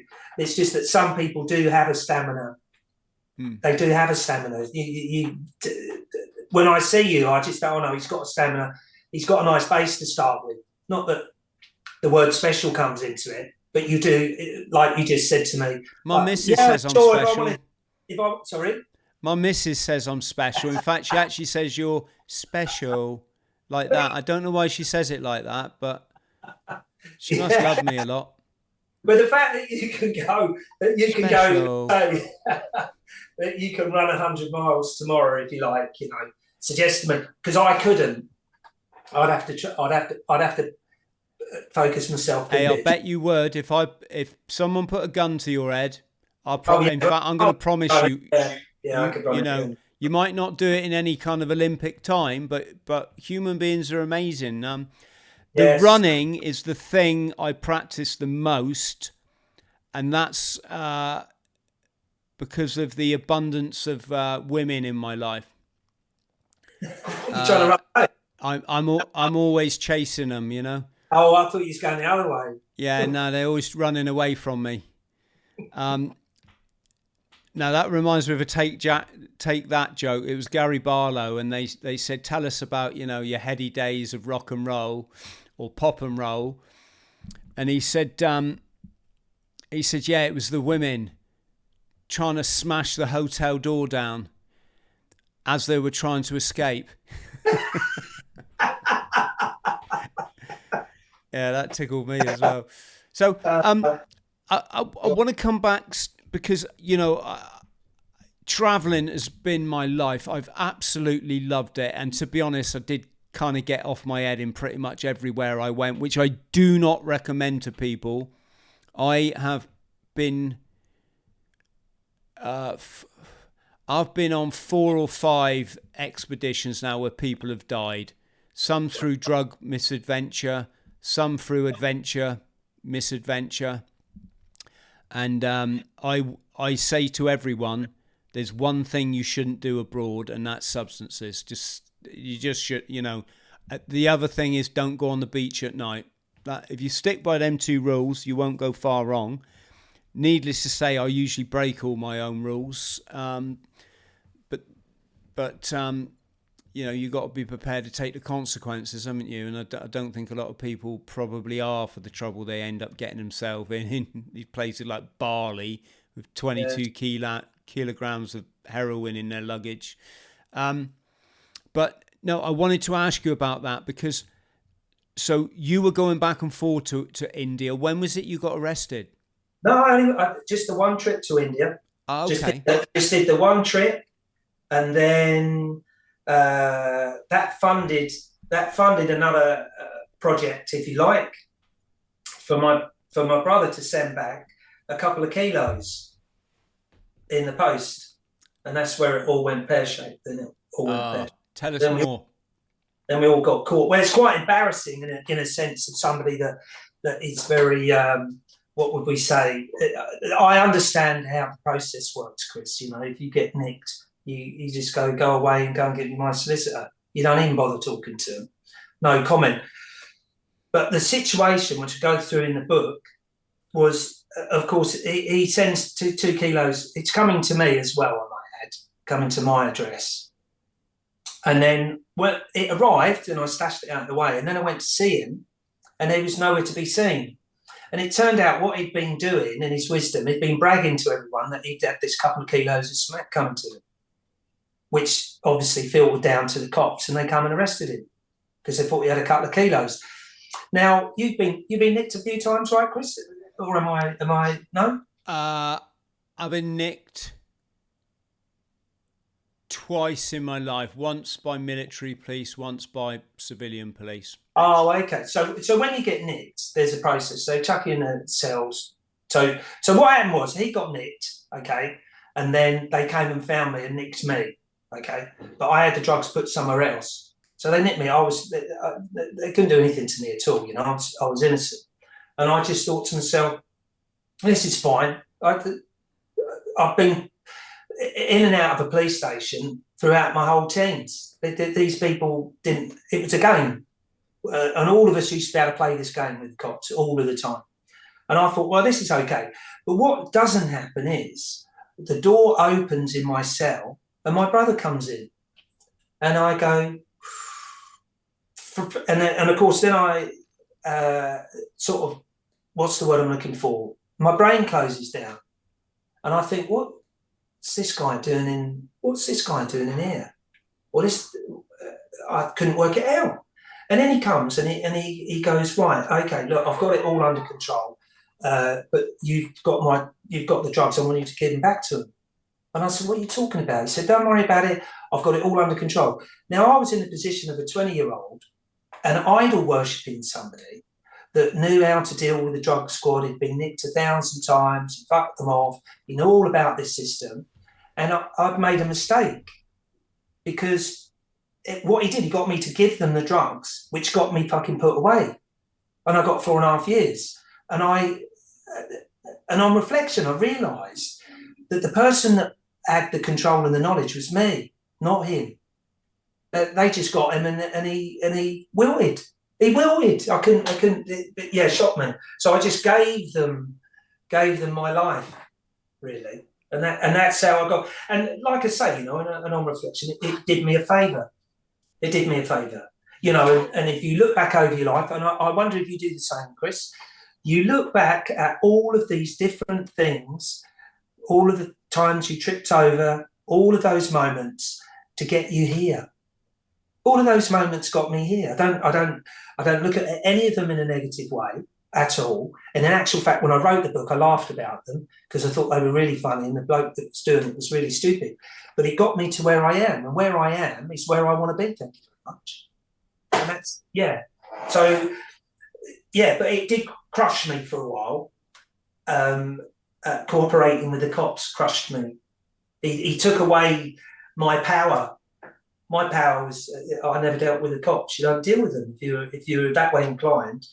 They go on, you have to prove it. And he took that away, and then he did it to me while I was banged up. He what did was it the to nick me. like? So I went Pentonville, Brixton, Wandsworth, those three, and then they took me out to High Point. But going through that London Victorian system, the prison officers are as institutionalised as any prisoner, completely institutionalised, except for they've got the key, haven't they? And they've got the power. But they're they get a bit deviant, don't they? Some of them prison officers. Yeah. I had a situation where what we used to do, my co-defendant, we in Pentonville, we wheeled a job where we washed pans after dinner and after tea, and then they let us out all day. So we had our door open all day. And then they wanted to start strip searching us.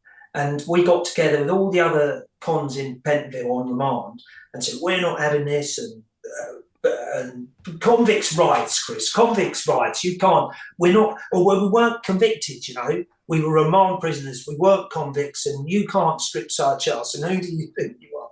So anyway, they came around to strip search us one day, and we'd got a whole thing going on, like a union with all the other criminals. And these lot were all criminals, by the way, proper, gone through this process forever and a day. And we said, right, we're not having strip searches. So they came round to strip search us, and they threw me and my co-defendant out, took me in to the cell, said, right, East, strip search. And I said, I'm not having it. And then there was a young screw there who didn't know me, and he wanted to get involved, and the senior screw, he knew me, and he said, come on, East, just take your top off, put it back on, take your bottoms off, put it back, we'll be fine. I said, no, I'm a person on remand, I'm not a convicted prisoner, you're not allowed to, like I had some sort of moral right, to tell a prison officer to bugger off, I've got some weird rights. Anyway, I came out and I gave my co-defendant, Jerry, anyway, he went in, did the same thing. The next thing you know, all hell's broken loose. The senior officers come down, take this bed and a fucking block and all that, and off we went. And they took us to the block because we refused to strip search. When I got to into the block, and honestly, it's a terrifying place. The walls are 4 foot thick. The door opens and you've got to walk through a tunnel into the cell. It's just so. And in comes a short Scottish guy. He's got a Scottish attitude and he's short. Could you imagine? And ginger hair. And I couldn't believe the three, you couldn't combine that into one human, could you? Anyway, he comes in with these two guys who had to walk sideways through the door, and they stood behind him. And he said, right, East, he says, so you're not going to take a strip search? And I said, what? He said, right, I think we'll have a strip. And I said, yeah, sure, I'll strip. And he goes, what are you doing? I said, well, you want me to strip, right? He said, well, you wouldn't do it back there, what do you think you're doing? I said, whoa, crikey, just a minute. I said, I might have anything on me. I could injure myself, and you'd be responsible. You wouldn't want to do that, would you? And I talked to him in this really lovely, calm voice because I thought, these guys are really going to give me a kick in here. And he got completely kerfuddled and he didn't know what to do with it. And as a second wind, my brother had actually locked himself away. Do you know what a Rule 43 is in prison? A what, sorry? Rule 43. That's a ruling under the governor. You've got a voluntary Rule 43, where you ask to be put in a prison cell under a Rule 43, which means you're protected, or the governors can put you under their own discretion, which is generally all the sex offenders come under a governor's Rule 43, and they just lock them away from the other prisoners because they'll get killed. But my brother had locked himself away on a Rule 43 under his discretion. So this screw said to me then, after I strip searched, he goes, so son, your brother's put himself on a Rule 43, and I said, yeah. He said you're going to kill him, and I goes, have you been up to see the size of this fella? Look, what am I going to? I don't understand what you're saying. And because I spoke to him in this articulate way, going back to being articulate with my brothers and sisters, if you like, softly spoken, articulate, he just turned around and left the cell with his numpties and went back in there. And I think my co-defendant, who was far more intelligent than me, I think he actually called him CUNT and flicked him off out the door without him even realising exactly what had just happened. So they didn't get any joy out of either of us, because what they came for was to give us a beating. So there was my brother again. He put me in the line, not getting nicked now. He put me in line for getting a good kicking, and I just thought, wow, is this ever going to stop? Is it ever going to stop? You know? Yeah. Yeah, it will stop when you do what I told you. Walk past him one day, all nonchalant. No, that's not that one. No, he's dead, by the way. This one's he's 10 years old. Give him a whack in the bollocks. Oh, my how long? That's all right. It's 10% on there. It's all right. The iPad's running out of juice. Well, just to close, then, can we talk about Hong Kong? And then I just want to talk about enlightenment, obviously, because I think that's the gold in these conversations. Yeah. Okay, Chris. Just a sec. Let me just unplug something here, because that's like a weird one. And what I can do is just do this, because I thought it would last for a lot longer than an hour. Sorry, mate. That's all right, mate. Just there you go.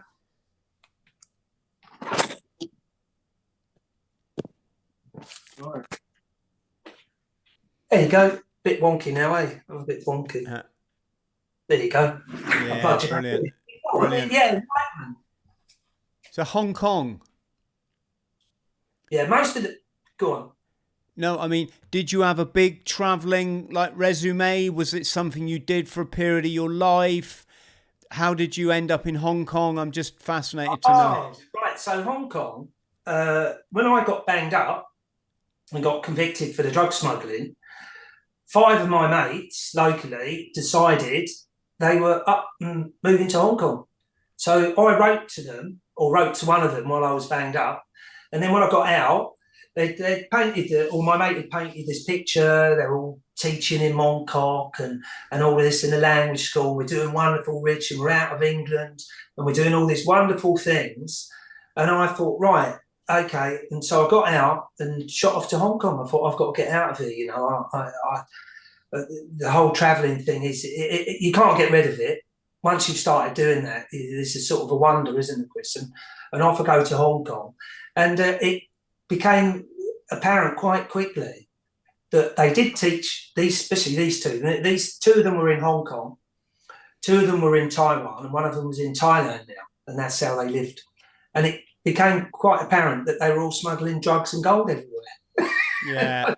And I went from the fire to the frying pan, or the frying pan to the fire, Chris. And it didn't take me long to get going all over again. And I'm thinking, on reflection, I suppose I could look at it as I needed to prove a particular point to myself, where I was a disappointment to myself by handing those drugs over to the police.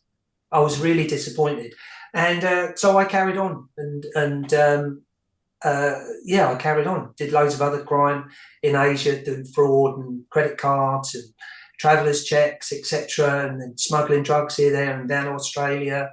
And I suppose if looking at it, I suppose you could, almost a death wish as well. You know, what did I think I was doing? And I kept crashing into this brick wall, but it'd fall down and I'd get out of the rubble and carry on. And then right at the end, I got a warning from a very spiritual Maori lady called Frances, who I met in Australia. And she said, She knew nothing about me, by the way. It's a very odd, you meet some extraordinary people, don't you? And she said, before you go back to Asia, I have something to say to you. You need to say to your friends, you've got 5 friends in Asia. And I said, yeah, I have got 5 friends. She said, you need to say to them, and this applies to you, you're all to stop doing what you're doing and go home. It's not going to end well for you. What was that? What was that? And she was completely right as well. Completely. 3 of them ended up in junkies. Another one got run over. I mean, basically they gave him his last rites, but he did survive it. But his brain's a bit pickled now. And only one in that group, I'd say only one in that group survived that complete, if you like, and when it became very, very successful in Japan. It's a very successful guy, very well rounded, but he didn't listen to what I had to say, because I think they all thought I was bonkers. But what he did, he went and did what he wanted to do, which was to be successful, and he is successful and a really nice guy. And but for the rest of us, we all became croppers of her for telling a future that wasn't looking good for us if we didn't pack it in. Yeah. How come you just was that the moment you decided to pack it in then? No, what I did, I went back to Asia. So I jumped on the plane back to Southeast Asia, and I'm sure, Chris, this is the same for you. You're actually a victim of it. Actually, if I think about it, lots of guys will go out to Asia, spat out back to the UK or wherever, whichever European or Western country, but completely crackers and gone. So of course I've turned up now on crackers, and I've seen the soothsayer, and she's told me to tell you all this, So I went round to Taiwan, to Thailand, to the guys in Hong Kong and said, listen, it's not going to end well. The fucking sky's falling. You better go home. And off I went, and they all just sort of went, see ya, Dicky. And complete. So I came back here and thought I'd learned something, and then went to South America, picked up some coke, and brought that back. And that was that. And that was this is the turning point. So I went via Portugal. So on the way back, I had this coke, which I put in my backside, and got to Portugal. And then I thought, right, okay, the best way back into England, because I'm a convicted drug smuggler, I know by now, was to get a bus. I thought from Lisbon all the way back, no one's going to look at me at Dover, because I've learned a lot, haven't I, Chris, And of course, then the chances of this. So I get on the bus, I've got this coke stuck up my backside, and off we go. And then because I'd become ill, like malaria, I got these like malaria symptoms. And I got on the bus, and a couple of hours in, and I started getting the symptoms, and I knew I was going to be vomiting and stuff, now this wasn't going to be good. The last thing I remember was saying to somebody, por favor, la agua, sí, agua, give me some water, and that was the last thing I remember. And then I woke up in a hospital in intensive care with a consultant. We're all rigged up with a catheter and fucking drip feeds, and with a consultant giving me a nipple cripple, telling me to wake up. And when I came out of this, I thought I was nicked, actually. I thought I was in a lot of trouble. And this is sort of giving away the end of the story, really. Do I give away the end of my story? Because that is... Do I give away the end of the story, Chris? I think people are going to read your book anyway, because it's fascinating. I think they'll be angry with us now if we don't. Well, that's where the story ends. Yeah. Okay. That's where the story ends in the book. Beautiful. And I'm inclined not to finish off. And I think maybe if I came back on the show at some months in the future, that's fine. I'd like to carry on from here, because if you read this book, Chris, you'll see when you get to the end, the ending is I love the ending of the book, but I will ruin it for anyone that wants to read it if I carry on with my conversation. Yeah, no, that's But to say, Chris, that I have been on for the last 30 years quite an extraordinary journey after this experience, by going off with the Mayan Indians, doing ceremonies in the pyramids and stuff in Stonehenge and all of this, and then becoming a health practitioner, etc. So I did learn my lesson there. I learned a lesson, an extraordinary lesson, really. And I realise now that my inquisitive mind is there for a particular reason. My misbehaviour at school is a lack of understanding, not of myself, but of my peers around me. There was nothing wrong with me at school. The misbehaving is because you're not very good at your job. You're an adult, get on with your job, coerce the best out of me. You couldn't do it. But now I'm an adult, and I am involved in some of the most extraordinary things, Chris. You know, from working with the mentally handicapped, etc., to fixing people. I fix people all the time, which I'll talk to you about probably. I don't know whether to talk to you about it now or maybe after this, about doing something with you to do with veterans and stuff, which I would like to have a quick chat with you about. I don't know, I could mention it now if you like, or let's just explore a bit here, and if you know, don't let me hold you hostage to say stuff you don't want to say. But obviously, I'm curious because I had an epiphany, which for friends at home or people that watch the show will know, is your epiphanous gland, is your pineal gland. Oh, that's interesting. Right. Oh, yeah. Okay. So I actually had an epiphany at the lowest I think it's possible to go with addiction before you're dead.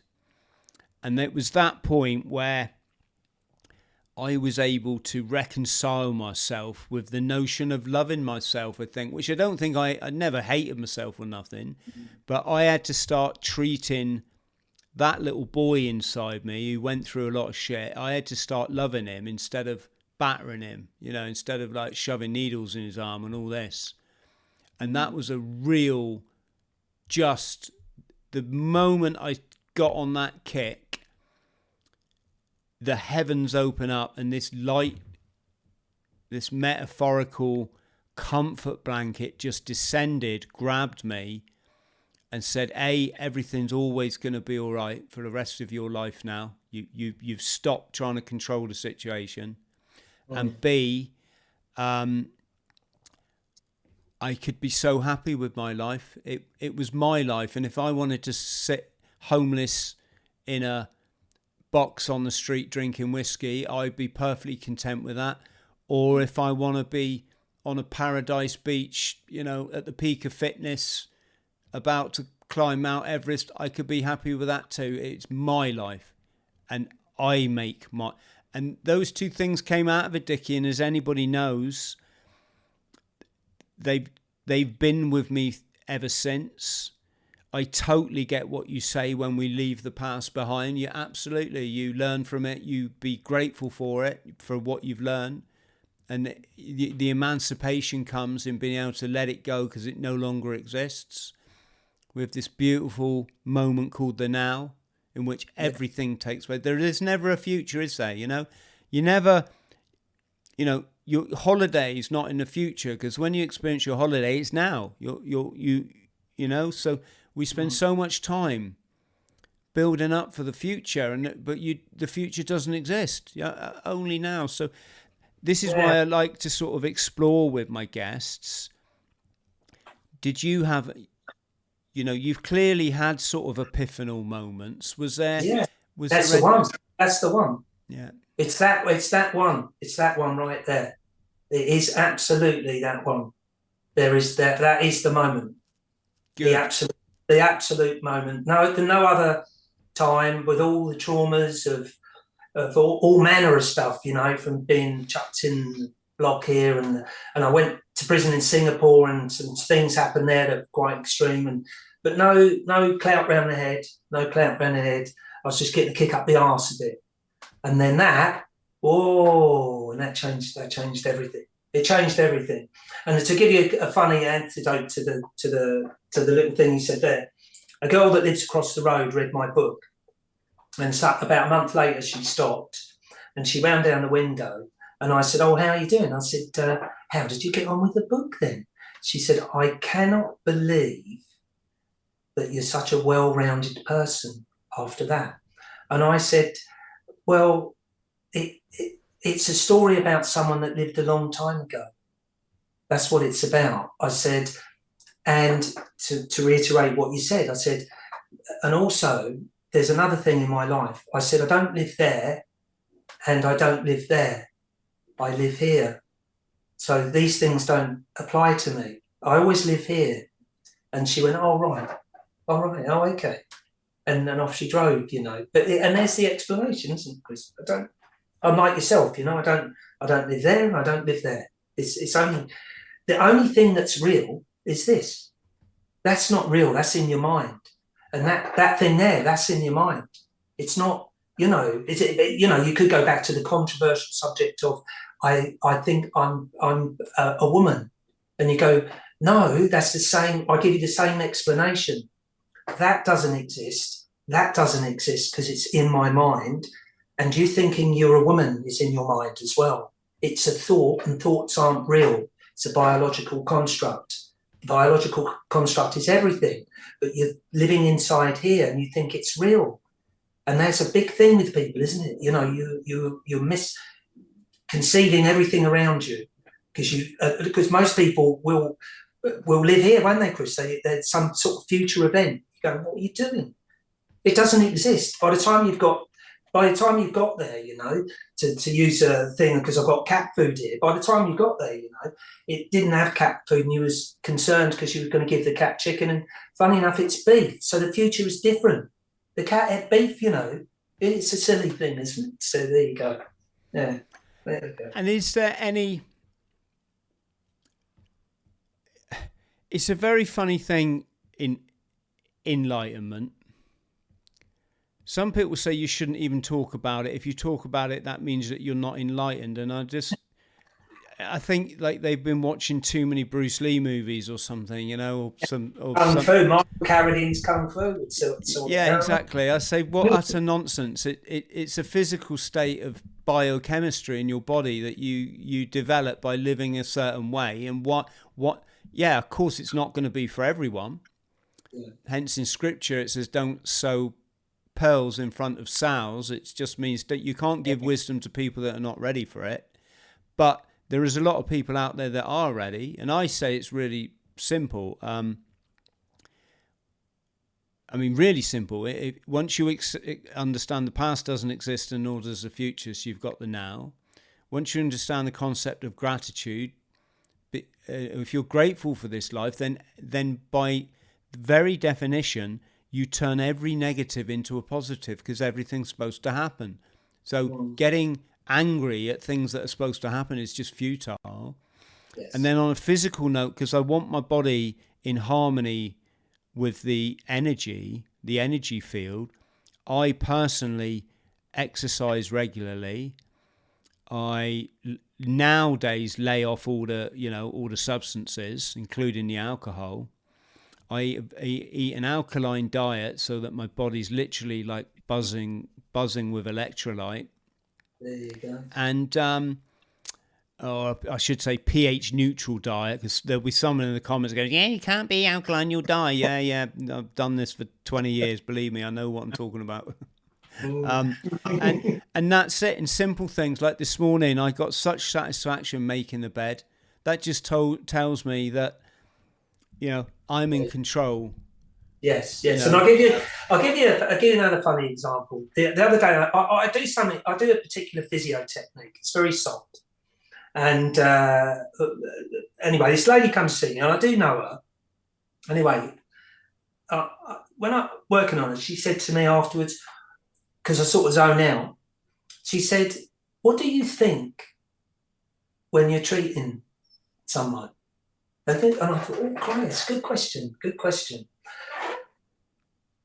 A lot of the time, which I explained to her while I'm treating you and doing these moves, I say to myself, I love this. And she goes, what? And I said, sometimes I just zone out because I can just zone out and I'm really clear-minded. But a lot of the time when I'm doing something, I just go, oh, I love this. And of course, the byproduct of this, me enjoying myself, is the person gets up and they've got no pain. So why wouldn't you love that, Chris? So there's that same, I'm in control. I'm in control because I know what I like here and I love doing this thing. Yeah, doing it. Yeah, so on that same thing where you have to have control of you, who you are. And understand you have to be able to work out who you are. It's a big thing as well. So, and of course, from what you're saying, some of us, with people that are watching this, haven't had a major enlightening moment, if you like, Chris, where someone's got a baseball bat and just smacked it across the back of your head. Those you don't need those. So a lot of you don't need them. You can find that enlightenment in a much easier way. It's just that we're much more complex and much more difficult with ourselves. So somebody somewhere had to go, look, you fucking wakey. But a lot of you don't have to do that. You can see it. Grasp nice teachers and you'll see it when it comes along. It just go along like a cloud. And there, why didn't I see that? Well, because you couldn't see it at the time. Now you've educated yourself and there it is. It's been there all the time. And it has, isn't it? We both know that, Chris. It's been there all the time. It's just that we've been walking around with this. They're not in blinkers, are they, Chris? With blindfold on, smashing our way through life like we know it, right? We knew it. And we didn't particularly. We were just getting on, waiting for the hammer to come down, eh? Absolutely. Dicky, this has been a great chat, brother. Really enjoyed it. Friends at home, there's Dicky's book, The Rocky Road. There'll be an Amazon link in the description. Chris, can I just stop you there? There's something else that I think potentially you would like to read. It's only a 50-page book by Joanna Budwick, and it's about flax oil. Okay, whether you agree with anything to do with flax oil, she writes this. The only reason I'm recommending it is because it's quite a life-changing insight into how your cells work with protons and neurons and what happens inside the cell to the outside fatty tissue to the cell, and how you enhance your cells to accept the sun rays. Your system, if it is in a heightened position where it is oxygenated, which again you're talking alkaline, which you're oxygenated, allows you as a human to take the energy from the sun. But if you deplete, you can't accept that energy. It is a beautiful book to read. And again, it's only 56 pages. Is this Dr. Joanna Budwig? Yes. And to give you a background, Chris, I had a look at Wikipedia and they give her a good kicking. So I thought, she's over the target here. Absolutely. She's over the target. And just answer me this. I've got flax seeds downstairs. I'll be honest, I've shied away from them because I heard that they contain phytoestrogen. Yes, yeah, see, and I've heard a lot of nonsense about it too. Yeah, and is that a misnomer then, or? Yeah, I'll tell you what, Chris, if you get the book and read the book, you will change your mind completely. I've steered away from flax oil because all I've ever been told, I haven't been told that it's full of these, what did you say? What did you say it's full of? I believe it's called phytoestrogen. So it's like a false estrogen that if blokes take it, then it makes your man boobs worse. Oh, right. So I've always been under the impression that we can't actually digest it. She turns that completely on its head. Completely. It is. Yeah, it's a breathtaking read. It's very eye-opening to health. To your health and how we interact with our environment, as well as the food, the sun, because the sun is the giver of life, and she stitches it together in such a way that you go, It's another one of those moments in time, and you go, "Oh, of course it is." What's the sun doing there? Gives us life, gives everything life. But if you haven't got the antenna for it, you can't take that life-giving energy. Yeah, so just to give you a shout, just to give that a shout. Anyway, I thought it's a beautiful book. Friends, we'll put a link below. I'm just making a note of this. I'm sorry, Chris. What were you saying anyway? I am enjoying the conversation, Molly. I'd like to do this again at some time in the future. If you read the book and you probably want to ask me a couple of questions, and also I'd have finished your book then, and I can throw a load of. Absolutely, yeah. Let's have a hook back up and let's talk a bit more. You know, the whole spiritual thing is I hate even to use that word because people got such preconditioned notions of what they think it means, and it's yeah. It's self-understanding. It's self-understanding, but it's also the key to life. And I was chatting with someone on the podcast one day, and they said, "Oh, well, Chris, you know, spirituality means different things to different people." I was like, "No, it doesn't. It literally doesn't. That's like saying, you know, a BMW can be an Audi to someone if they want it to. It's like, no, that it's not how it works. Spirituality is understanding your body's biochemical workings, and that if you get it right, you become in tune with the universe rather than this separate, you know, angry, aggressive, self-determined entity that doesn't understand why stuff doesn't work for them. And this is why I say jog around the block. You get air in your lungs. It's what we did in the nature. Yes. Eat a diet of what you'd collect when you wandered through the forest, not when you developed shotguns and iron traps and, you know, all this stuff that's very recent in our history. And another one on that, folks, you know, I'll just give the Super Greens a shout out. There's a link below for the Super Greens, folks. I may make a little bit of money off you if you decide to purchase them. But that's been the biggest thing in my life is I never get ill. So when people get ill and they blame it on like Dave down the shop, I kind of chuckle a little bit and feel a bit sorry for them they genuinely believe that then all that shit that they ate and the 2 bottles of wine every night and the brandy at Christmas and the Christmas cake and the Christmas pudding and the turkey and the mass incessant need for carbohydrate, which is just sugar in the blood. And when they get ill from that, it's not their fault. It's someone else's fault, you know. And this is spiritual enlightenment. This is understanding these simple concepts that if you ever go in a church, they're going to hide from you because, you know, that's programming from the dark side, not the people in the church. I mean, the concept of organized religion. And very simple things to understand, Dicky, aren't they? Yeah, go back to Winnie the Pooh, right? Yeah, there you go. I always refer back to Winnie the Pooh. And when people say to me, you know, I know this is sort of probably a controversial subject for people, but when you have Jewish people saying that Israel was gifted to them 3 years ago because it's written in this particular book, and I say to them, well, it's funny, but Winnie the Pooh offered me and said that England was mine, and I will use Winnie the Pooh as an example. They're both fictitious, you know. They're both. But I give more credit to Winnie the Pooh than I do to your God, thank you very much. So I think I'll claim this country for myself, Chris, because I'm sure you'd agree, and you're a Winnie the Pooh fan as well, so it's ours. There you go. Honestly. Do you know what I mean? I'd always refer back to Winnie the Pooh. He's my God.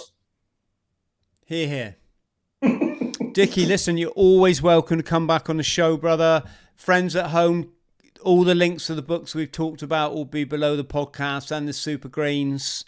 If you can like and subscribe before we say goodbye, please like and subscribe because so many people say, Chris, I haven't seen your show on YouTube for years. I thought you'd stopped. I'm like, no, you're just not subscribed. That's why you didn't get to hear of. So if you can subscribe, folks, is what I'm trying to say. That'd be awesome.